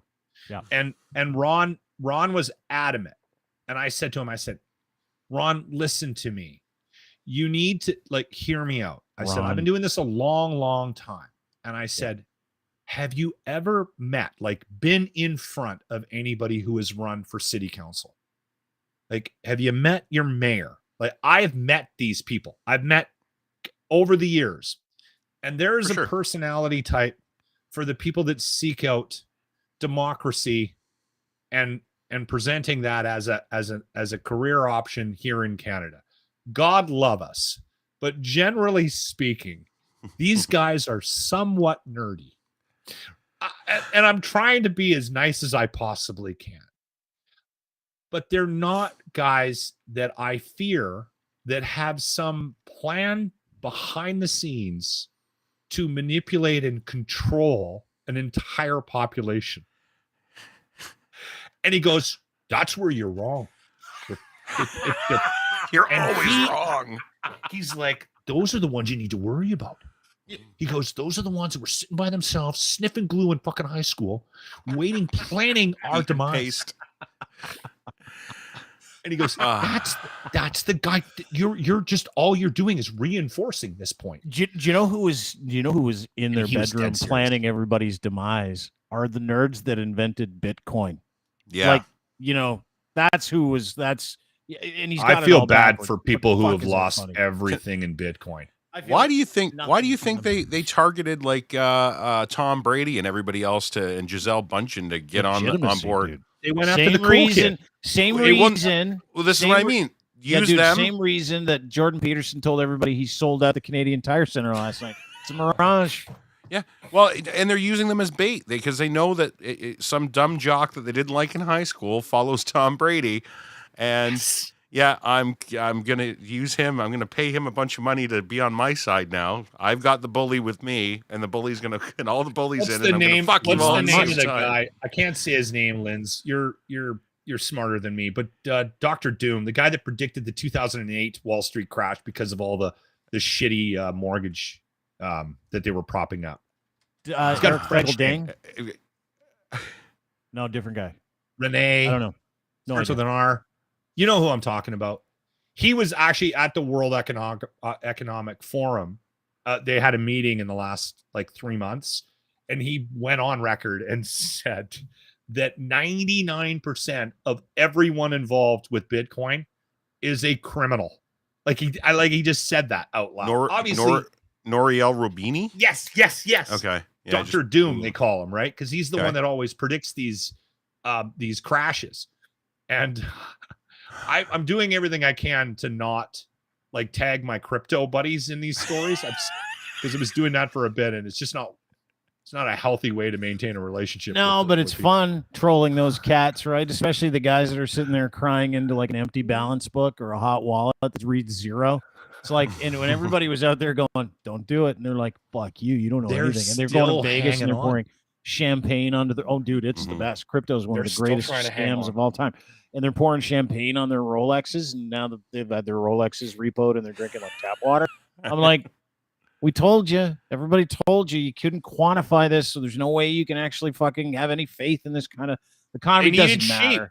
Yeah, they needed really sheep, and they got a bunch. They got hundreds of thousands of people lined up, threw their money at it. Interesting. Interesting. They needed sheep. Bunch of Rogan guys and Peterson guys are crypto bros, and they're the guys that somehow know that everybody's falling, collapsing, and vaccine deaths and injuries, and they've been lying this whole time about money, but they're not lying about this, guys, for real. They got this one cornered, no problem. Don't worry about vaccine. Yeah, oh yeah. They're not. This is just, you got to follow them, even though all their receipts are failures. Yeah. You have to. You got to pay. We got attention. this one. Yeah, We got everything this they one. do is a massive fucking failure. Everything Yeah. they do, none of it comes to fruition, including Bitcoin, including democracy, including protests, including convoys, including vaccines. I mean, if you're not at somewhat, awoken up by the fact that they're 0 for 1,000 over the past 3 years, like literally 0 for 1,000. They've never been right about anything. I think Then that's why you're crazy. I think that's why the Jordan Peterson fan base and the ticket sales are where they're at, because people are starting to realize, maybe is it, honey, have you heard this latest podcast? Like, I mean, My psychologist is making fun of big girls on Twitter. he seems, I've cleaned my room all year, and Justin Trudeau's still the prime minister. What the fuck? What the seems a little fuck? manic.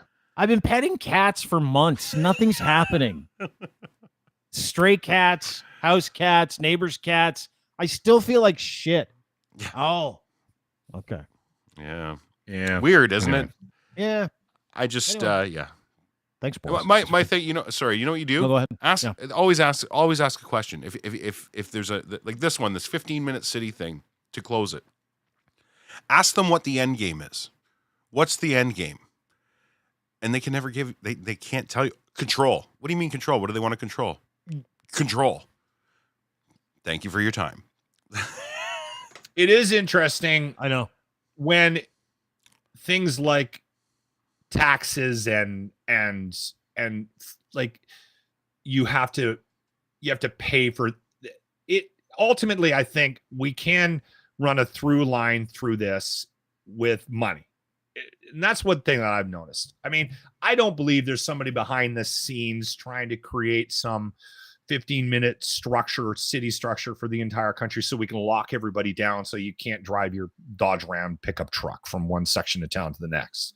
I don't believe that.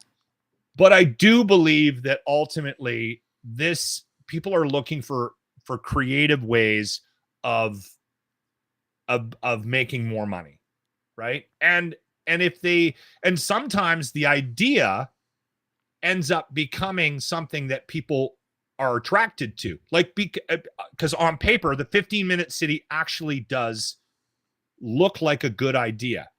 Where the conspiracy theorists are right is somebody will find a way to make money from it. Oh, for sure. And that's where they take it the next step, and that it was planned, but I don't think that's what happened. I think what ends up happening is somebody comes up with a good idea, a good concept. It becomes something that people get excited about. It gets instituted, and then we elect an asshole who goes, you know what we can do? We can actually charge people to move around the city now. Yeah. And they're going to love it. And then they do it. And then everybody goes, see? But at the end of the day, they're just trying to put more money in the fucking coffers. Yeah, and you get buy-in with climate change and stuff like that. I mean, all of it is so hypothetical. And I go back to this so many times. I'm millennial. You're right, though. The 15-minute city is not going to happen. Not here. Not in a million years. It just can't. I mean, the only place it might work is in an enclave of the city of Toronto, because we have superhuman douchebags that live here that are like, that sounds like a lot of fun. We have our land mass is too big, and our metropolises are too far apart from each other for it to ever happen. So but to that point, I mean, hey, yay climate, let's protect the climate, all that other shit. But I will say this, and I'll end with this, is that these are fun conversations, right? Talking about whether or not there's going to be a 15-minute city and who's pissed off by it and who isn't, and then all the shit that you unwrap from it. But the bottom line is that, like, I would highly encourage every single person that's listening to this conversation or gets triggered by things like the 15-minute city to really look into why you get triggered. Because it's not the 15-minute city that pisses you off, right? And it's not vaccines, and it's not locked. It's none of that stuff. It's the inability that you have to let go, like to not have control over a situation. So everybody looks at freedom like it's a loss of control, and it isn't. Like, it's got nothing to do with those things. If you literally took stock of what you control and what you do not, right? Like, literally just was like, okay, I'm going to write down a list of things around me I control and things I don't. Be shocked at how little control you have. But you're going to waste your fucking mind, your energy, your positivity, your soul, fucking screaming and yelling about a fucking 15-minute city that is a hypothetical idea on a computer, because that's the loss of freedom that you so fucking are angry about. Like, those are the people that need to fucking figure it out, right? Like, we don't live in a time where it's pandemics or it's this or it's that or it's science. It's the people that are still so mad about the things they can't control, and then they hear about other things that they might not be able to control, and they poo-poo on it because it's like, oh, fuck. That's just more change, and I'm uncomfortable with change. Fuck, that's all life is, fellas and ladies. That's it. Change. Yeah. Marriages, jobs, life, days from one to the next, they're all fucking different. So if you can't embrace change at some point, whether it's universal income or the idea of it or a better way to live in a city, and if you're just going to get mad and find ways to go, it's fucking Klaus Schwab again, he's trying to get into our city, you're going to be miserable for the rest of your life. And what is the most important thing to you? This is what I try to get through to people. What is the most important thing to you, right? Like, what do you want out of this life? And I ask people that, and very few people come back to me with the correct response, and that is happiness. You just want to be a happy person. You want to be secure in the knowledge that you have and how you're going to operate and how you're going to treat people and all the people around you, because that creates your environment, that creates your happiness. Nobody really answers that question properly. They all go, I want money, I want this, I want the government to stop doing that. And it is fucking amazing how many people I talk to that go, you know what I want? I want these people to stop pissing me off. It'll never happen. But you're going to sit and fucking rage about it every day, all day long. You're until gonna you die. Go, fuck, these people have pissed me off. And you know what? Until they stop pissing me off by saying or doing the things that piss me off, I'm going to rage. Oh, go ahead. All you do is turn yourself into this angry little ball of shit, right? And that's what we're dealing with on the left and the right. Doesn't matter where they come from. So fucking keep that in mind, because this is a fucking healthy conversation today about the things that you control and the things you don't, and then imagining the things you can't control being a real loss for you when you never control them anyway, right? Mm-hmm. Yeah. On that note, I got to go check to see if my wife wants me to make dinner. You can control that.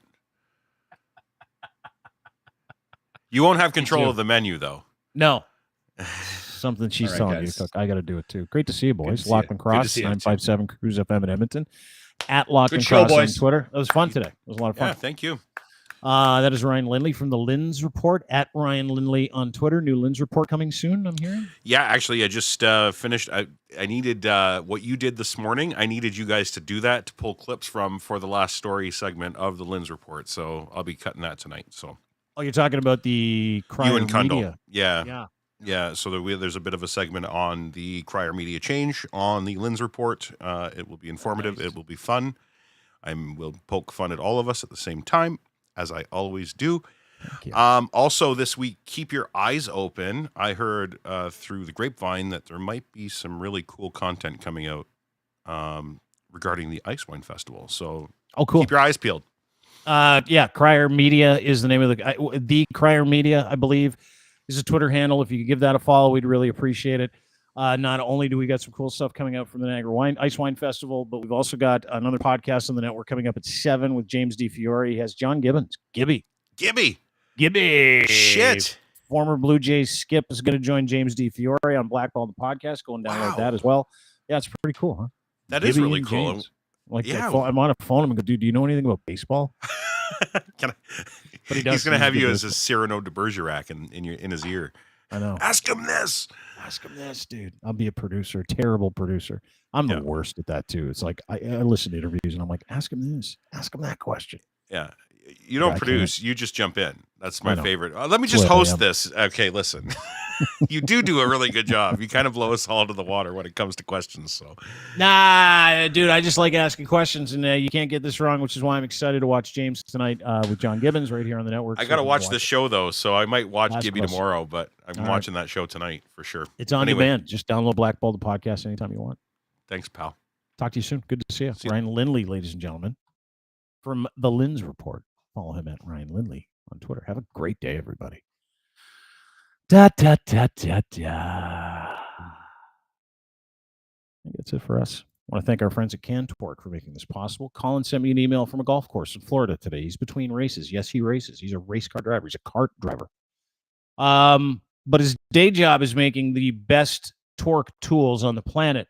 Fasteners, looseners for industries like the railroad industry, nuclear fusion, nuclear power plants, mining, anything that requires a tool or a loosener or a fastener for a bolt project that you just can't find.